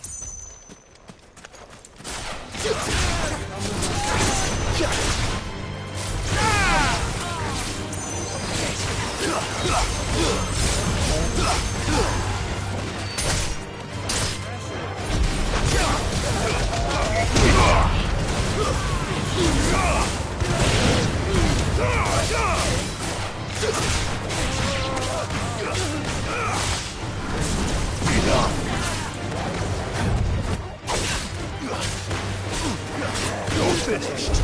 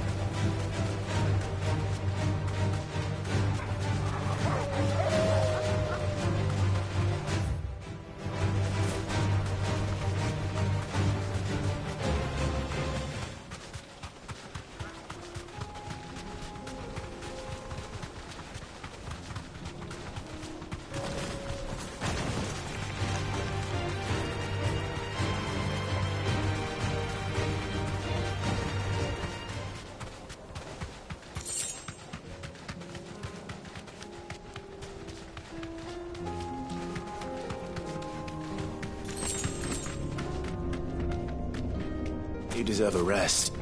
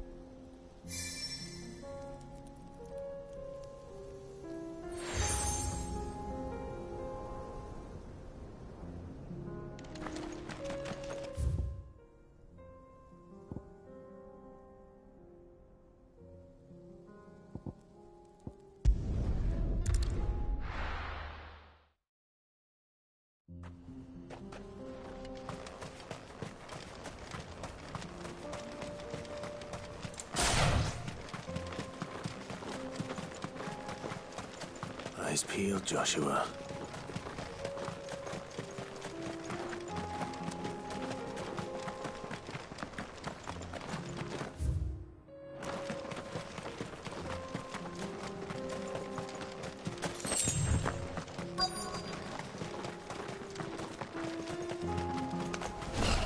There it is.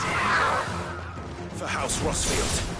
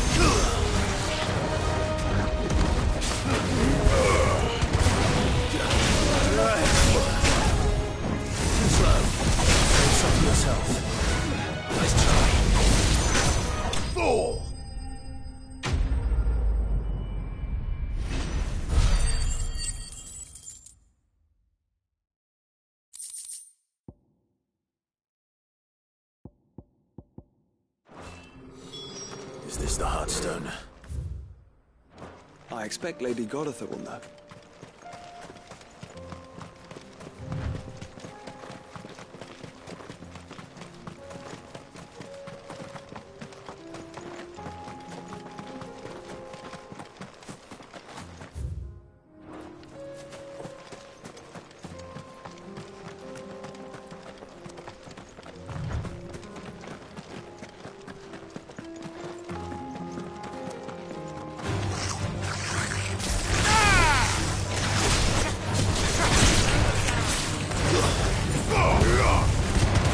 It's over.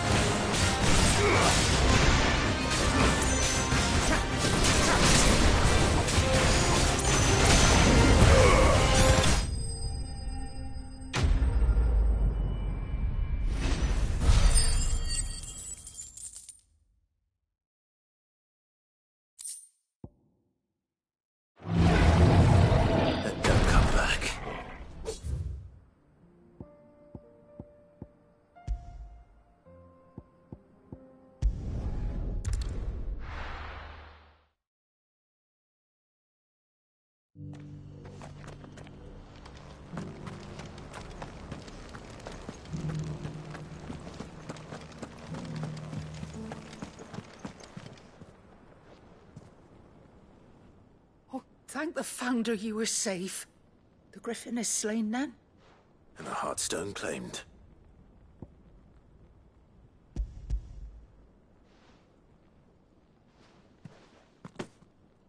Yes.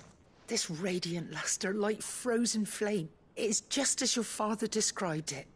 Thank you, my lord. Your grace. Your father would be so proud. Lady Goditha, the lapidary is ready. Thank you, Cyril. I will be with him shortly. If you would excuse me, I shall have the stone cut and set forthwith.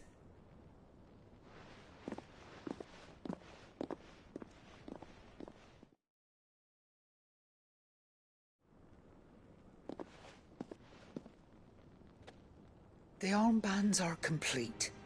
Pray, take them. They are yours, after all. Heartstone is harder and more enduring than garnet, or even ruby. It symbolizes unwavering will and devotion. And the graven vines encircling the stone represent the unbreakable bonds between you. It's a message. Father knew we had enemies both inside and outside the duchy. Enemies who would thwart his vision. Only with unwavering devotion would it ever be realized. And only if we stood together, as Phoenix and Shield, as brothers in arms. Only then might those enemies be overcome. Indeed. His Grace knew the enormity of the task he would entrust to you, his heirs. But this was more than just a message. It was a promise. That he would always be with you. Thank you, Lady Goditha, for remaining the steadfast custodian of our father's will. Forgive me, my lady, but there is something I don't quite understand. The Undying told me that after Father died, Mother claimed all of the ducal treasures for her own. Even if the armbands were incomplete, she would surely not have overlooked them. So, how were you able to keep them from her? Because I was the keeper of the vault. Though I was but a lowly servant, your father spoke to me of his intentions for the bands, of the deep love he had for both of you, and his hopes for your future. In the days before the disaster at Phoenix Gate, I discovered that the Duchess had ordered her jewelry be sent away from the castle. It was then that I knew she meant to betray us. I tried to warn your father, but it was too late. When word of the fire reached Rosalith, I knew my time was short. So I took up the armbands and I fled into the night. And thank the Founder you did. Yet my duty to your father was incomplete. Not knowing what else to do, I followed the Griffin, thinking I might claim the Heartstone on its passing. And so my pursuit continued, until Lord Cyril appeared before me. He informed me that His Grace's will had been recovered, and that his sons were alive and well. Lady Goditha, on behalf of my father and all the people of Rosaria, I thank you for your loyal service. As do I. Thank you, my lord. Your Grace, for coming back to us, for giving my service meaning.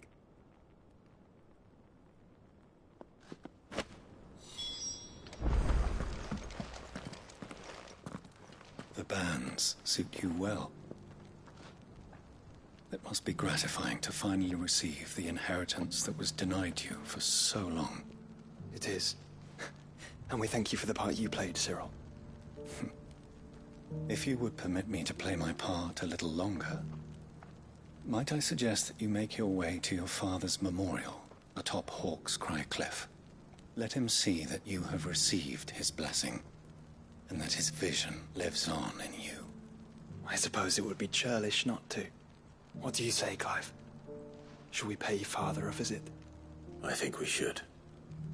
I was hoping to be able to offer him my thanks before we left for Origin. Your father's helm is enshrined there. It has been since the day we recovered it from Phoenix Gate. I prithee claim it, for it too is a part of your inheritance, and I do not doubt that your father would prefer it in your hands than perched upon some lonely rock. Thank you, Cyril.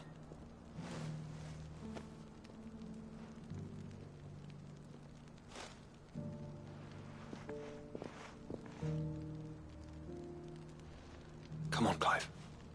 He's waiting.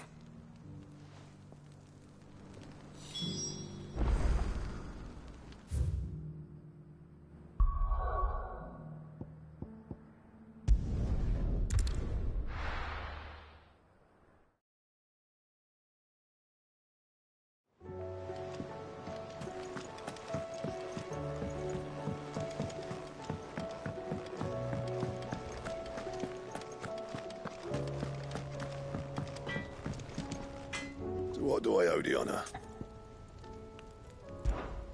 What do you want?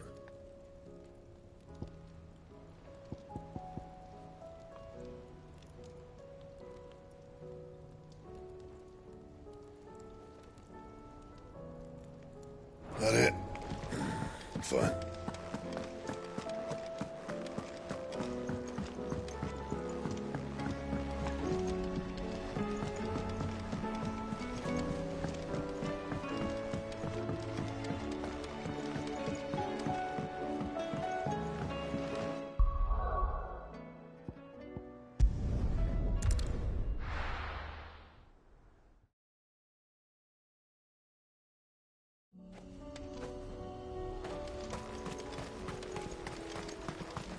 Unwavering will and an unbreakable bond.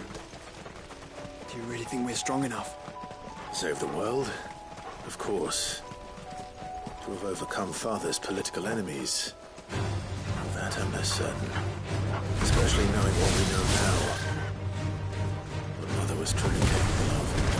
Perhaps these bands would have helped. Knowing he was with us would make all the difference.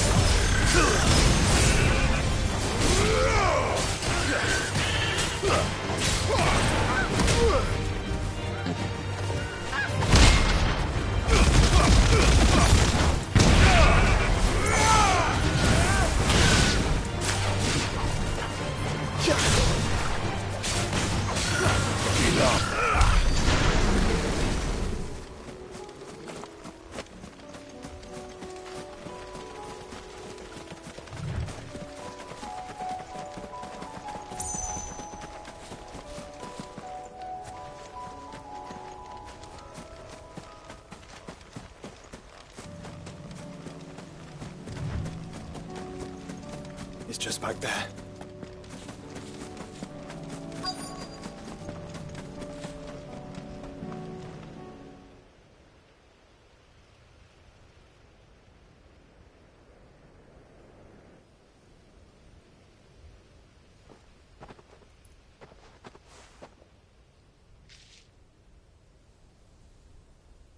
Father always fought for what he believed was right. It wasn't until that night at Phoenix Gate that I realized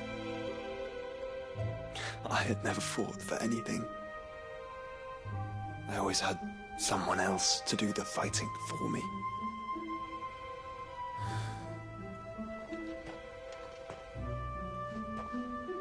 No matter how fate conspired against him, he never lost heart, never looked back, never stopped fighting.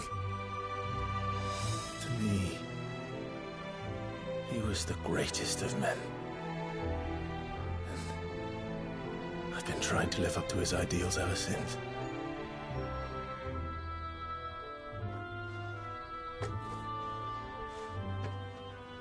We all have, Clive. We all have. And we'll keep trying. Because that's what he would have wanted. What he would have done himself. Even if it meant standing against the very gods in the heavens. I shall be borrowing this, Father, if I may. That you might watch over us as we follow in your footsteps.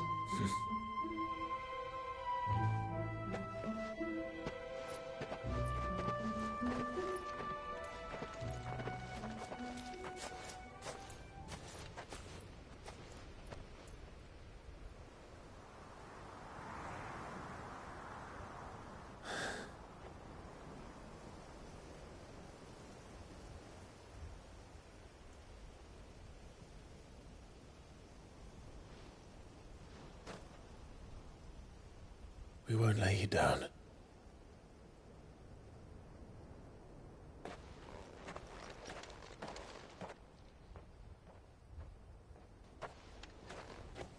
Onward then. Onward. To the end. And to a new beginning.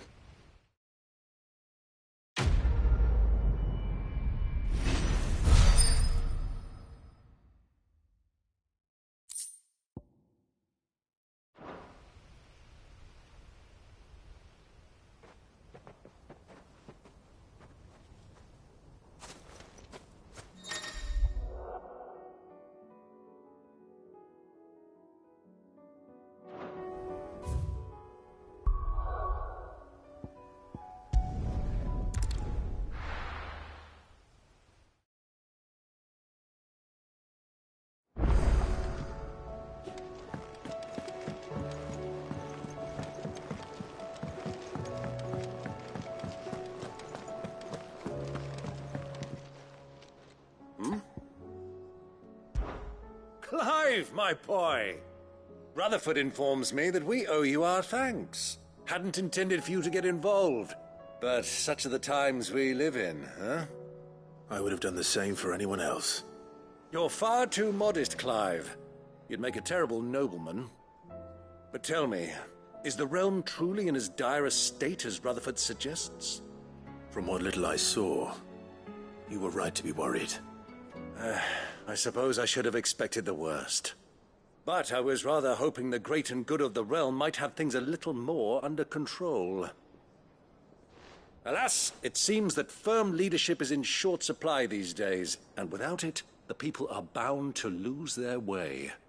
We must move quickly. But where do we start? True, the challenges that face us are many. But in my estimation, there are two key areas to be addressed before any other. The realm's armies and her larders. As you've seen firsthand, it's every man and woman for themselves out there. Certain cities have banded together to try and maintain some semblance of order, yes? But such cases are few and far between. And yet, the only remedy for the chaos that faces us is unity. A unity that transcends even the borders laid down by our ancestors. In short, if Storm does not stand together, she will fall apart. But how would one even begin to unite the realm? The armies, my boy. As I told you already, we begin by restoring order among the ranks of those sworn to maintain it. Sadly, I doubt I could convince even the lowliest gaggle of privates to dig a latrine together. But I do know someone the High Commanders have been known to listen to on occasion. Field Marshal Eugen Havel. I thought he was retired. He was, until an Akashic army tore through Randalar and killed most of the rank and file. There is no man alive more capable. Literally. And as luck would have it, I've already spoken with him on the matter. Of course you have. And he's agreed to help. On one condition. That he first speaks with you personally. Havel has always been a man of frustratingly rigid principle, and he has certain qualms about clasping arms with, well, with an outlaw. I extolled your many virtues as best I could, of course, but the old goat was adamant that he be allowed to appraise you in person. You don't mind, do you, my boy? Of course not. As long as chaos reigns, we will never build a better world. I'll do whatever it takes. And if the Field Marshal wishes to speak with me in person, then so be it. That's the spirit. I'll leave for Randalar at once. Would you send a Stolas? Of course. Rutherford is already in the Dalmekian capital. I'll have him tell Havel to expect you forthwith. Excellent. Thank you, Uncle. No. Thank you, Clive.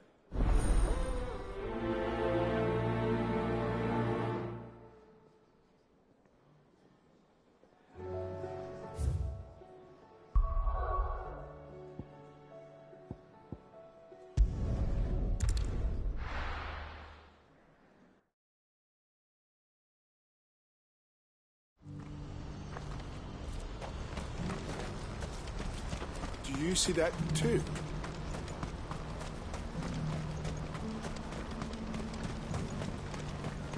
Papa? What is it? Oh, please. I'm scared.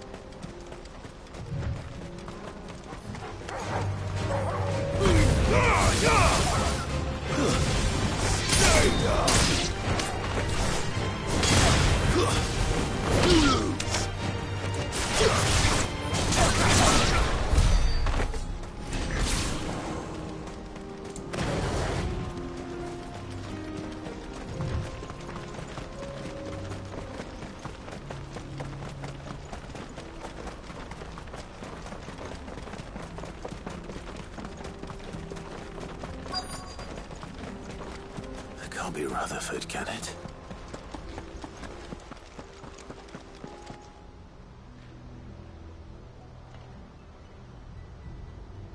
Turncoats and cowards, the lot of you! If it's a fight you want, it's a fight you shall have! Allow me. I don't need your... Please, Field Marshal, oblige him. This won't take long. You're right. It won't. Men, finish him.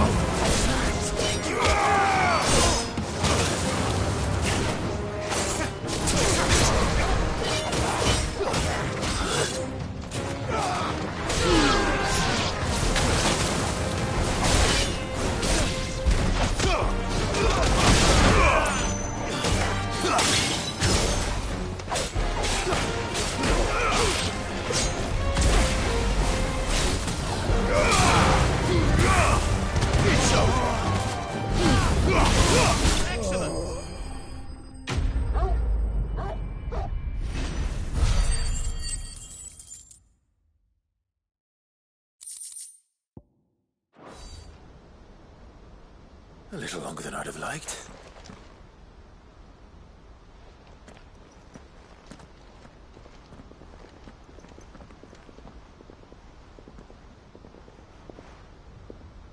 Field Marshal Havel, I presume. Are either of you injured? No, my lord. You arrived just as our escort turned on us. Fucking traitors. I'd heard reports of soldiers in the outlying regions abandoning the oaths they swore. But I hadn't thought the corruption had reached so close to the heart of the Republic. It's a fucking disgrace. Your interfering old bastard of an uncle tried to warn me, of course. My lord Marquis. Or is Sid the Outlaw more to your liking? Call me what you want. It doesn't change who I am, or the urgency of the message I bring. My uncle has a plan to right the realm, and he needs your help to see it through. Before I agree to anything, I'd have you answer one question. What do you stand to gain from all this? I won't deny that I might benefit from further chaos. But I seek a new beginning for all of us. And while the choices I've made may not always have been the right ones, I know I made them for the right reasons. For so long, so many of us have been told how we could live, how we could die, when it should have been our decision all along. Now we have a chance to put things right. But in order to take it, we must stand together. Even if it be beside those with whom we don't see eye to eye.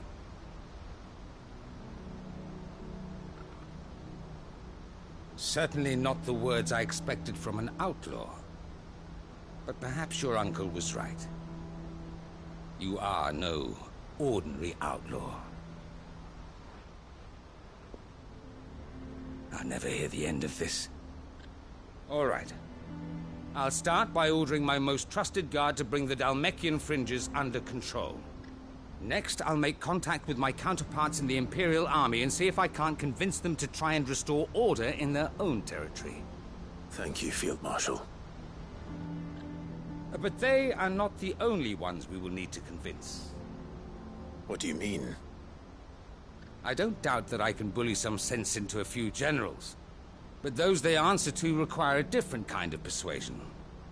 And when it comes to honeyed words, well, we will need an envoy. One who can court even the most stubborn of statesmen. You, perhaps. I'm flattered. But I'm no diplomat either. And I have other problems to attend to. What we need is a skilled arbitrator. And I may know just the person. Is that so? And would he happen to be an outlaw too? Of a different kind, perhaps. Well, beggars can't be choosers. I suppose we'll all have to find a little of the outlaw in ourselves if we're to make it through this. Very well. Send your man to me right away. I shall.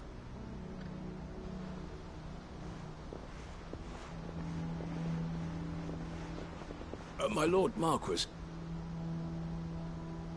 Your Lord Uncle bade me escort the Field Marshal to his manor in Port Isolde.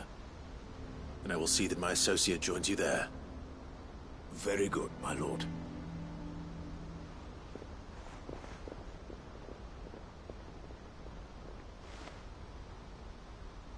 Huh. An envoy. I'm not sure I'm the man to talk anyone round. I can barely convince my brother to take his medicine. No. This is a job for someone with experience. Someone like Quentin. I hope I can convince him at least.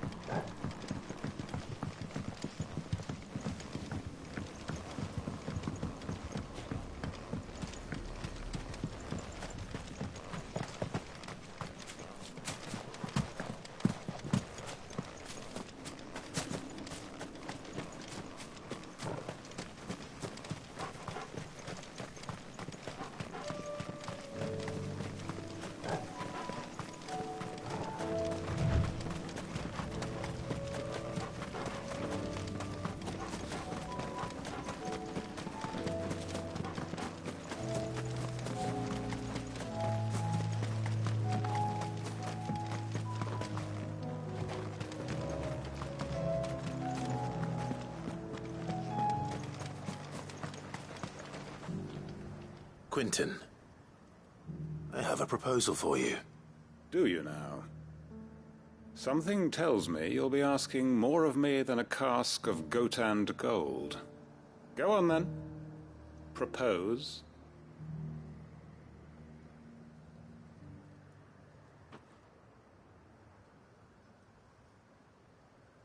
You'd have me convince the chiefs and chamberlains of the realm that they should simply swallow their pride and do the one thing that has proved impossible for thousands of years. Was there anything else? Perhaps I can fetch you a meat pie as well. I know it's a lot to ask, but I can think of none better suited to the role. And you'd have me give up what little I have left to do it. I told you, Clive. The people of Lostwing are my family, and I cannot abandon them. You'll have to find someone else. I'm sorry to hear that. So am I.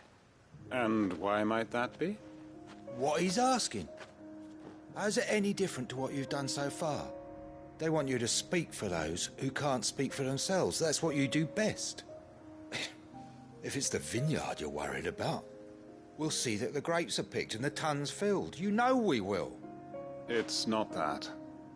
Then what is it? You said yourself we're family. Don't you trust us? You know that's not what I'm...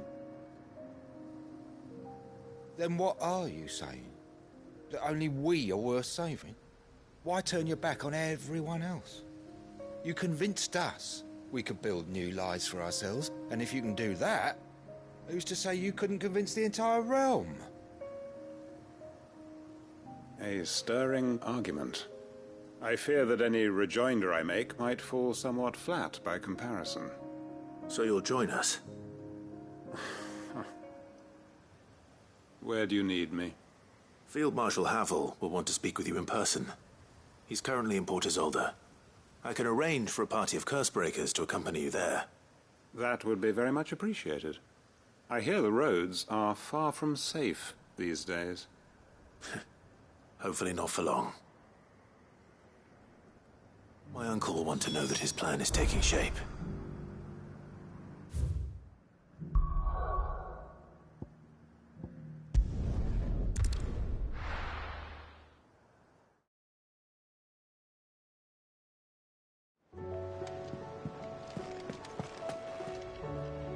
Uncle, I bring good news. The Field Marshal has agreed to your plan. Ha! Of course he has. I didn't doubt you for a moment, dear boy. Rutherford is accompanying him back to your manor in Port Isolde as we speak. They will await your return there. As will one other. One other? Who, exactly? Lord Havel was concerned that even if he could get the realm's armies to agree to an accord, he might not be as successful in convincing those with political power. He asked if I might have a solution, and I suggested a certain Imperial Lord Magistrate turned Liberator. One of your co-conspirators? Master Quentin would probably call me one of his, but yes.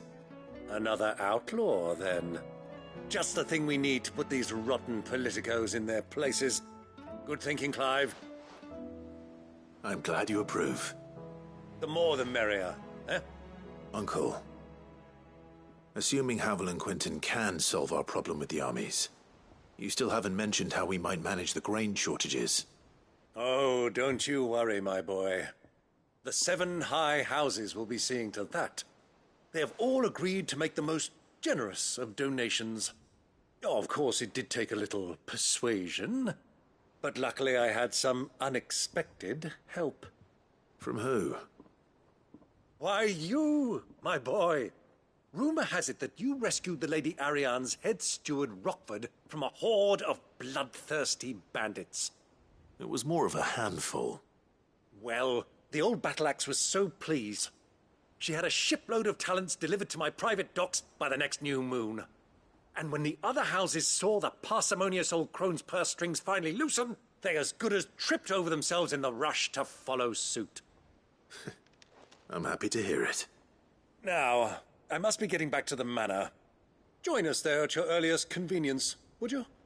Of course, Uncle.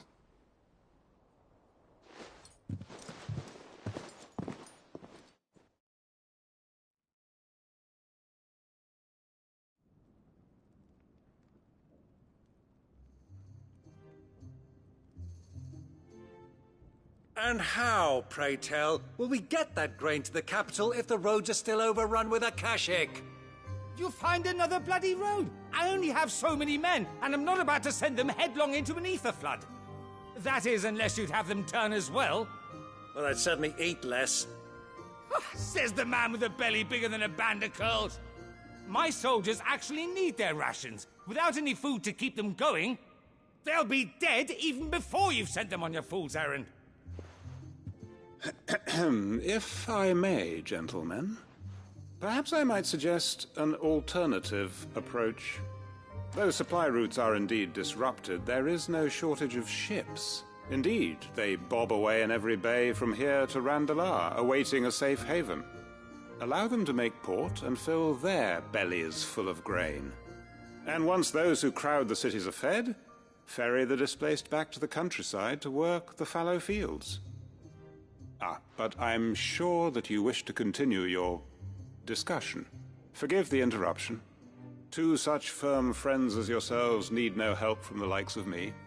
Rutherford spoke fondly of the great bond between you. Us? Friends? I can't stand the man! Clive, I'm beginning to question the quality of the company you keep. And what kind of company were you expecting him to keep? The man's a criminal! Criminal? How dare you? You are not fit to breathe the same air as this fine, upstanding young gentleman. Upstanding?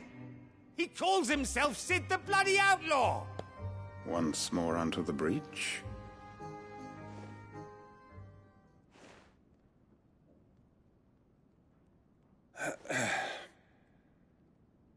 Shall we begin again? What we seek here is not to create a new nation, nor to claim the thrones of those that already exist. We wish simply to bring stability to the realm that mankind might weather the current storm. And to do that, we must convince those in power, the generals, the statesmen, the nobles, that our cause is just. There will be disagreements, yes, and I imagine some resistance, much resistance. But we cannot let that deter us.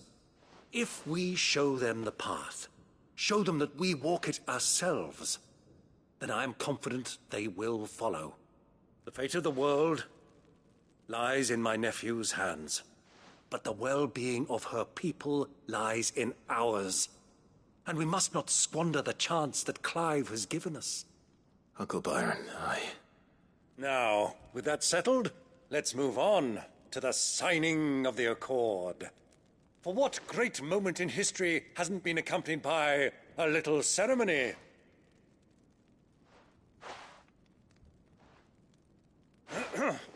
Citizens of Valisthea, I present to you the Triunity. Rutherford, Mike Will.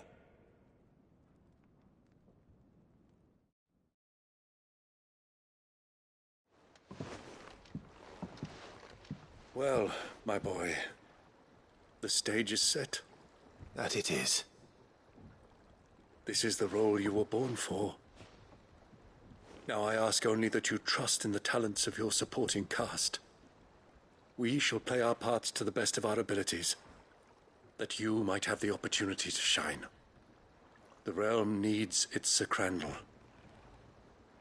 And there is no better Crandall than you, Clive. I want you to keep this signed accord as proof of our faith in you. I will.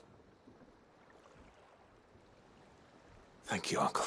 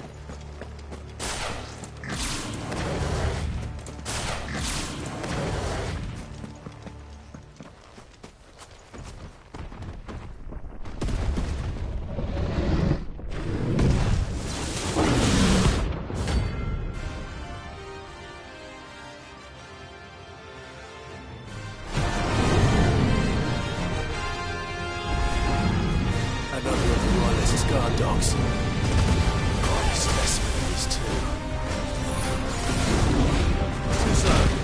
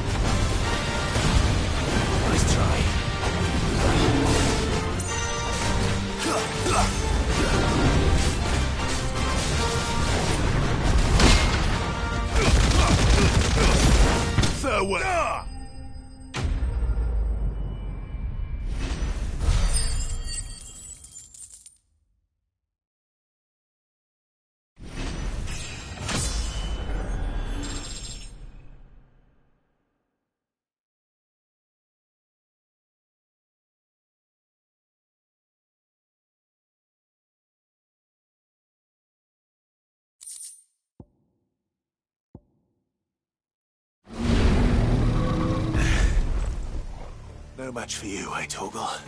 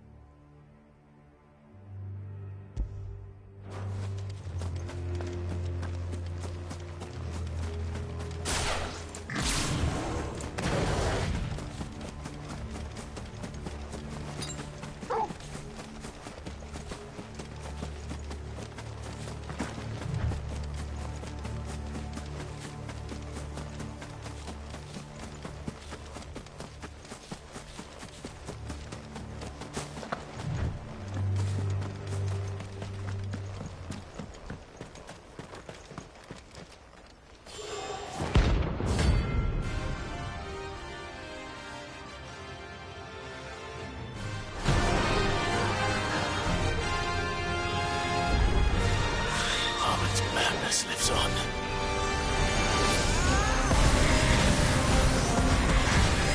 Waken, Gwyn!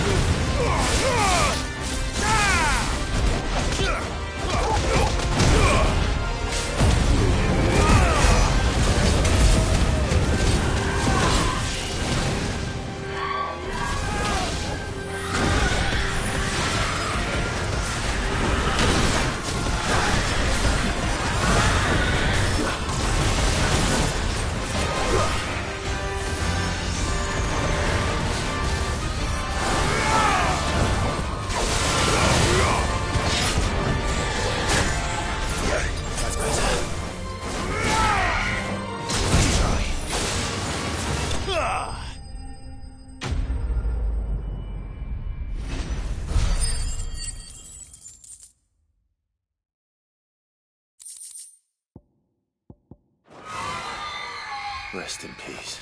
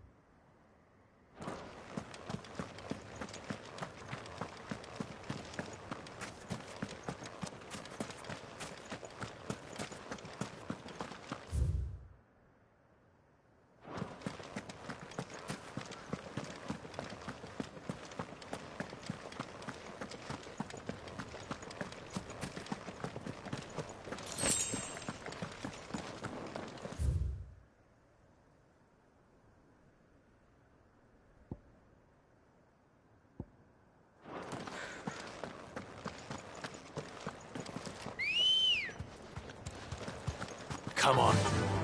Yeah! No need to ride from here.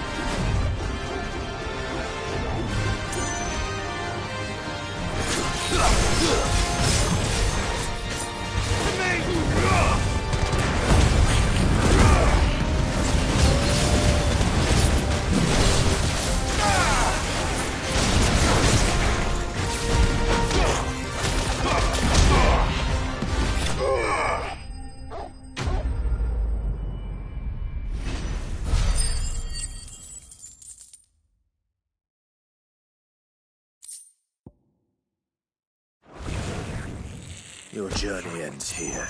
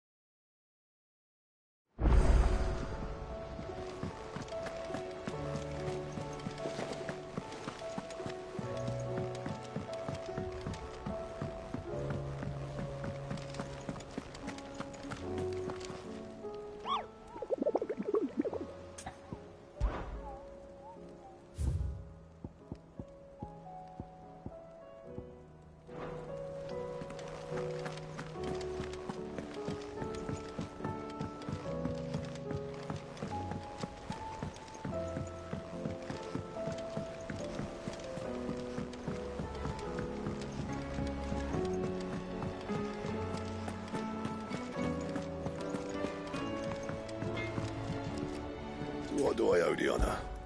Not saying Fornian, do you?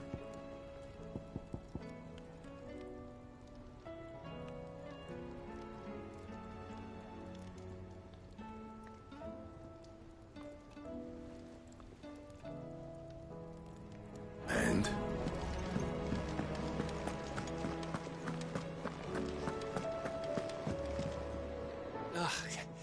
You alright? Something troubling you? No more than usual. It's just... Eda's baby will be coming soon, and I wanted to make something for it. I'm sure she'd like that. Back in the north, families would always make gifts when a bairn was on the way. Yeah, I'll let the little tykes know they were welcome in their new homes, like. So, what's the problem? Well, the problem is that Eda's due any day now, and I don't know if I'll be ready in time.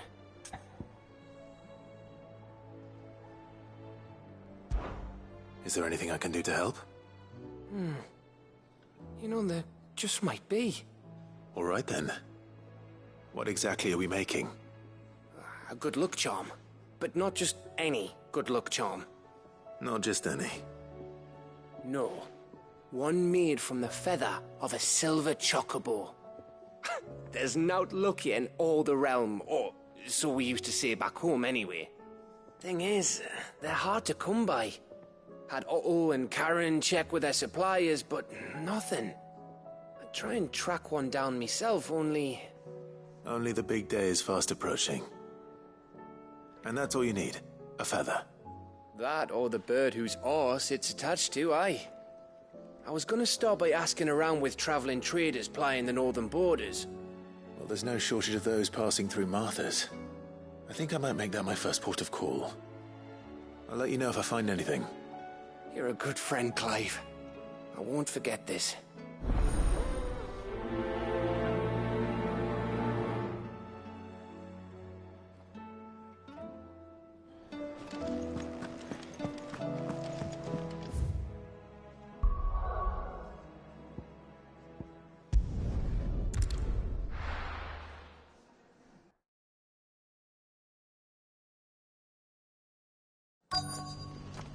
Let's hope one of the merchants here has what Gav need.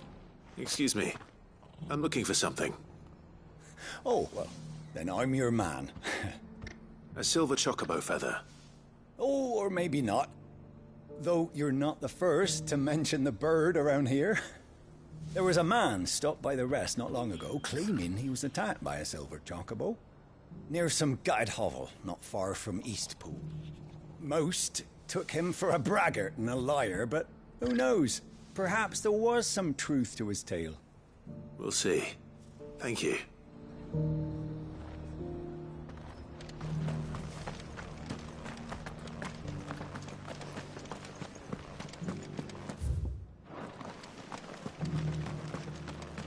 Just because the heavens have gone to rack and ruin, it don't mean we have to.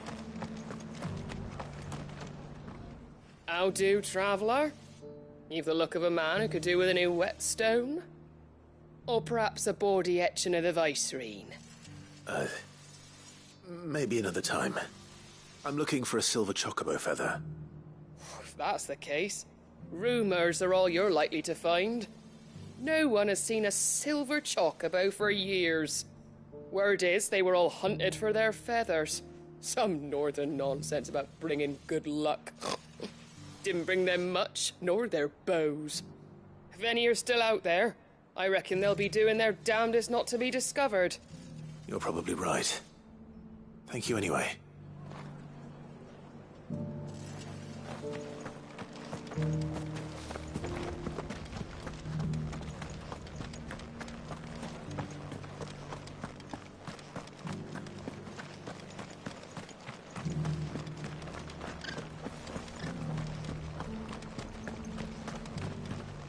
Look, Daddy. Shining so bright. Whoever's idea it was to take those bearers.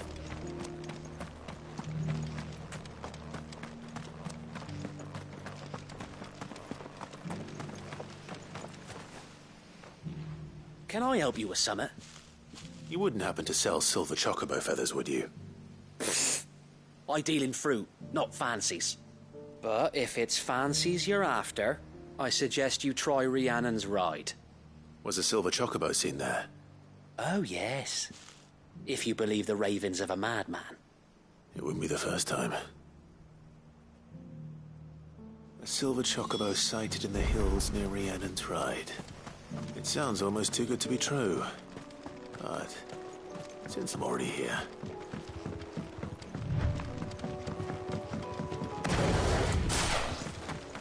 Can hardly make it up.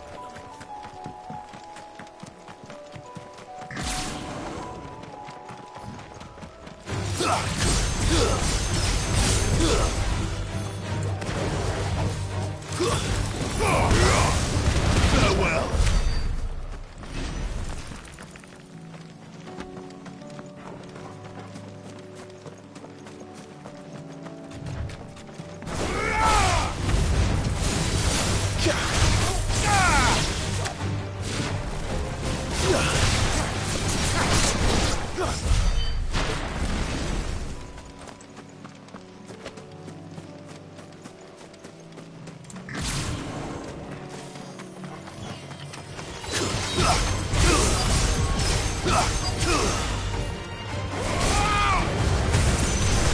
Finished.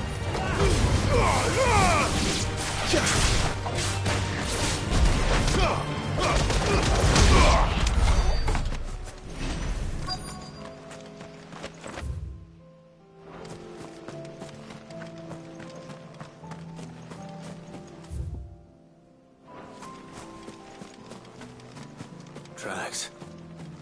They're not left by bandits for a change.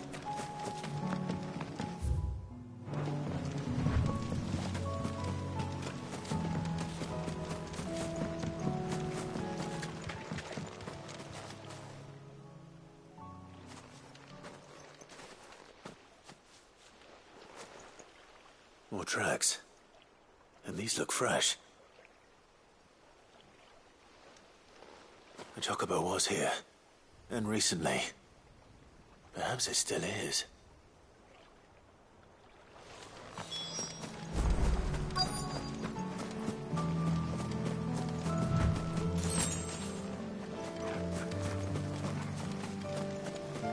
I don't hear anything.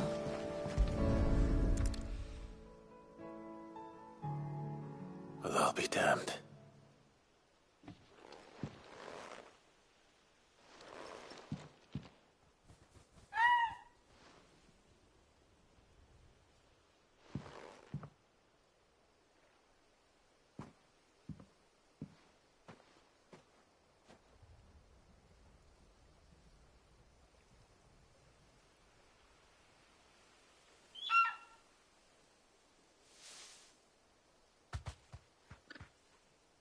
It's all right. I'm not going to hurt you. Just borrowing a feather for my friend.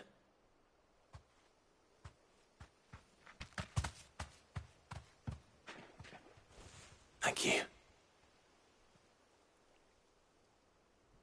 Let's get this back to Gav before they change their minds.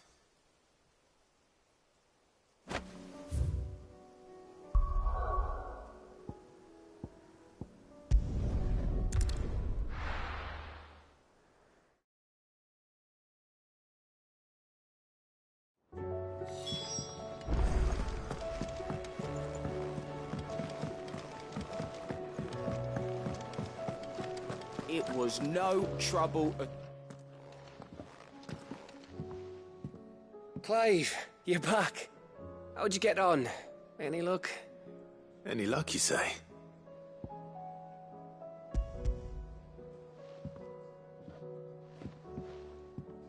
Crystal's crack. Is this what I think it is? Where in the hell did you find it? It's a long story.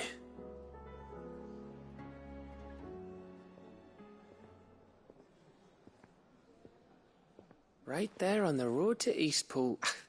Who'd have thought it? Everything up there's been abandoned for years. The empty cabin made for the perfect shelter. Though I fear my presence may have forced the poor creatures to look elsewhere. Don't blame yourself, Clive. The Blight's right on Eastpool's doorstep. They'd have had to move on before long, even if you hadn't have turned up. They'll find a new home. Trust me. After all, That's what us endangered animals do. Anyway, what matters is, you managed to nick us one of their quills before they could run off. And now all that's left is to fix it to the carving. I didn't know you could carve. Reckon there's a lot you don't know about me. Like the fact I'm as good with a whittling knife as I am with a sword.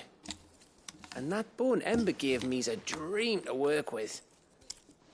What did you say it was from again? An Avis? But it weren't your Avis, Sid. I slew one of my own at last. So all those long nights in the pit finally bore fruit. I'm proud of you, Ember. Don't speak too soon. I ain't done my trial yet. There we go.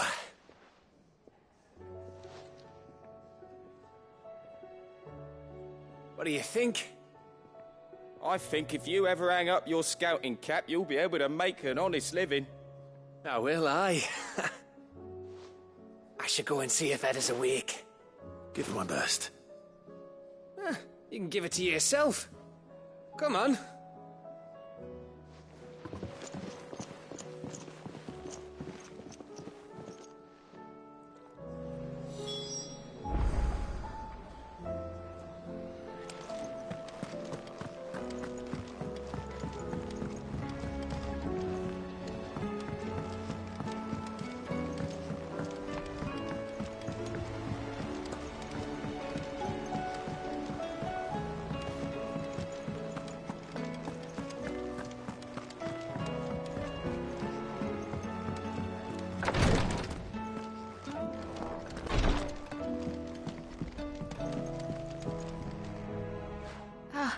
Me lords. How are you feeling? Well, thank you. Is something wrong? Wrong? No, nothing like that. What it is... Go on, please.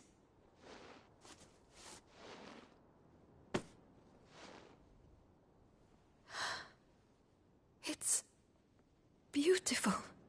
Did you make it? We did. Aye.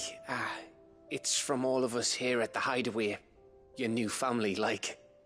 It's a good luck charm. We may come up north when a band's on the way. I mean a baby. To let him know that they're part of the family too. Oh, I hope you like it. I don't know what to say. I thank you, my lords, for everything. If there's anything you need, just let us know. I will. Clive, fancy a swift off? I'm thirsty. I could be convinced.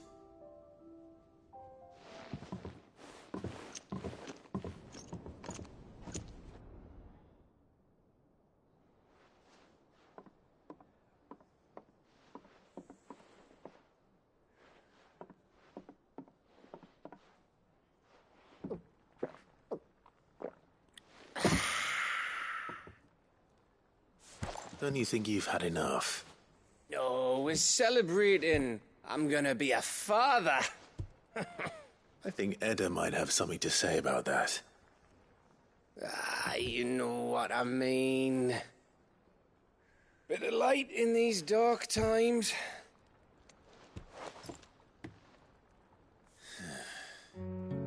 Wasn't long after me 10th name day, my mum told us she was with child again. I was over the fucking moon. I was looking forward to having a little one to lord it over, what with me being the runt of the litter. Thought I'd finally have a chance to prove to the world that I could be a big brother. Imperials came the day she went into labour. Had myself a baby sister. And then I didn't.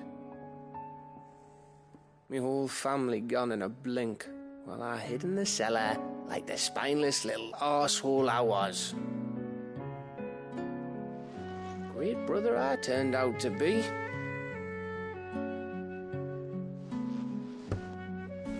I'll never be a leader. And I'll I'll never be a hero. I'm just a daft little dog who comes running when his master calls. I'll never be like you, or Sid, or Jill, or even Torgal. Have you finished?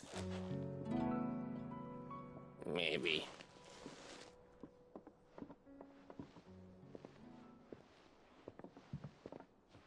Do you know why you're our best scout? Yeah. Because you don't need anyone to hold your hand. Without your resourcefulness, your courage, your determination, I don't know where we'd be. Maybe hanging off a cliff like, That was only the once. Exactly. You learned from it. And here you are, after Founder knows how many missions, stronger for everyone. And let's not forget Rosalith. Who was it who freed me from the dungeon? Who was it who ran to Jill's rescue? That would be me. Because you're our brother, Gav. My brother.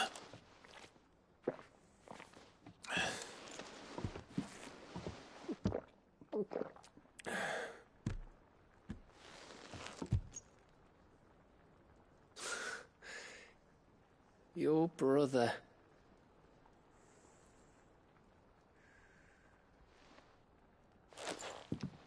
Which means that when the time comes, I get your room. And your sword.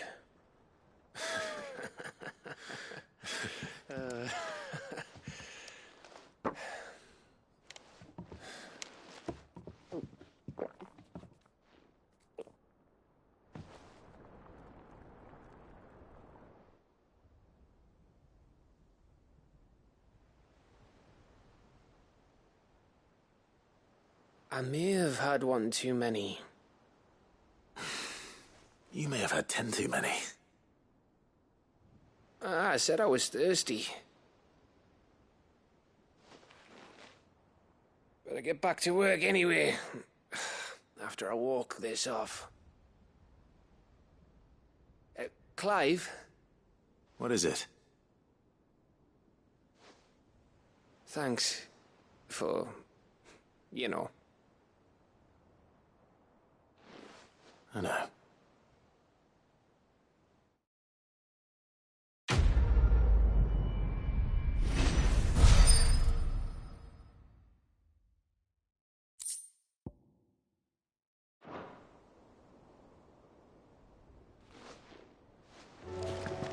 Do you think they'll come back?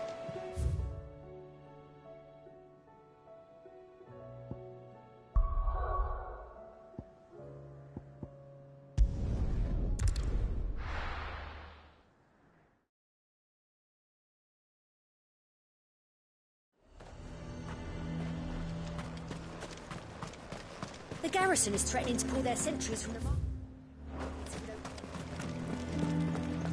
I would speak with this Duke. Saw the captain just now. Your town needs you.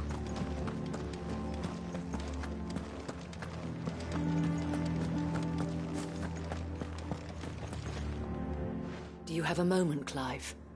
What is it? It's the Duke, unsurprisingly. His Eminence has assumed full control of the garrison and put every able-bodied man to work on the fortifications. The town was left all but unguarded, so Philippe was compelled to form a citizen's watch to fill the void. And though my dear boys have been characteristically willing to assist him in this, they want for bodies. So I was wondering if you would lend them your strength, that the people of Northreach might sleep easier, if only for a few nights. Of course. Whatever you need. Thank you, Clive. What would I do without you? Philippe told me he had men stationed at... Where can I find the mistress of this establishment? Here, my lady. To whom do I have the pleasure of speaking? My name is Sabine, and it is my displeasure to be the daughter of the Duke of Oriflamme, who I understand is causing you and your town no small amount of trouble. I wish to speak to you about what might be done. Very well. Let us speak. I trust you'll forgive me, Clive. Absolutely. Our conversation can wait. Please, proceed. As you know, my father is a most overbearing and supercilious man, and I join you in objecting to his every action. Indeed, I owe you my thanks for continuing to argue against his reckless plans. Yet I fear he is not one to be swayed by reason. No. He must be made to face the consequences of his actions. And who would make him do this? I would. Myself and several other like-minded individuals. Were you to join us, we would surely have the strength to drive him from Northreach for good. Does that not seem a trifle... drastic? Drastic action is precisely what is called for. Unless you are content to see your people downtrodden and dispossessed. My father would have it that citizens exist only to serve the Empire. That they should be forced to make every sacrifice to ensure her revival. But he is wrong. It is not the people who must serve the Empire, but the Empire who must serve her people. He's always been like this. Scornful of the opinions of anyone he judged beneath him. But he cannot be allowed to ride roughshod over the common folk any longer. We must fight him. By all possible means. Fight him? No. My purpose is to quell the tension in Northreach, not to stoke it. Respectfully, my lady. Our only chance of saving this town depends upon every one of us uniting against our common enemy. Your father and his followers included. While I understand your frustrations, I cling to the hope that he may yet be won round. False hope, I assure you. But I see that your mind is made up. I shall bother you no longer. If you will extend me the same courtesy, I bid you good day. She certainly has spirit. Indeed. But unfortunately for us, that spirit is only likely to harden the Duke's resolve, which may be enough to seal the fate of this town. Not that she cares. This is all about her and her father. Families. I'm sorry, where were we? Ah, yes. I was about to tell you of Philippe's plans for the town watch, but perhaps it's better that you heard them from him. I believe he's in the market, if you'd be so kind as to seek him out. Right away. It's just a pity I cannot join you. I'd like to see the two of you in action together.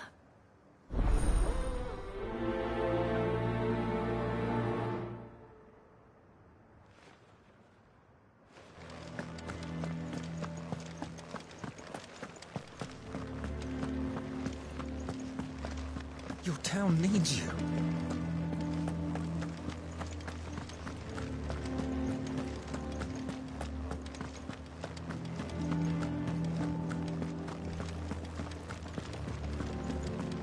What does the dame have to say about all this? So you are content to abandon... Please, I beseech you. If you are a true son of Northreach, you must fight to defend your home. That's exactly what I am doing, milady.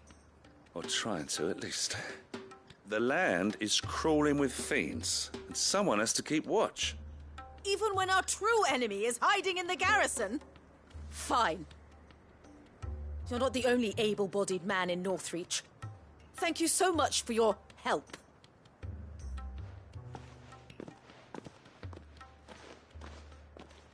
She cornered you too, then? Could hardly get a word in edgeways. Like father, like daughter, eh? She made an uninvited appearance at the Vale earlier, hoping to convince the dame to join her in fomenting rebellion. I bet that went well. Her ladyship seems to have a way with people. Anyway, what brings you here? Our mutual friend thought you might welcome some help. Oh, she did she? Right as always. In fact, you're just the man. We've had some reports, you see. Sightings of, you know what. They're back. Seems that way. All over, too. We haven't been able to confirm anything yet, but if you're willing, you could go and see what's what. Right. Where should I look? You know Grieger's Weep? One of the sightings places them somewhere on its shores. I'm on my way. Thank you, Clive. I'll look into one of the other sightings. Let's rendezvous back here later.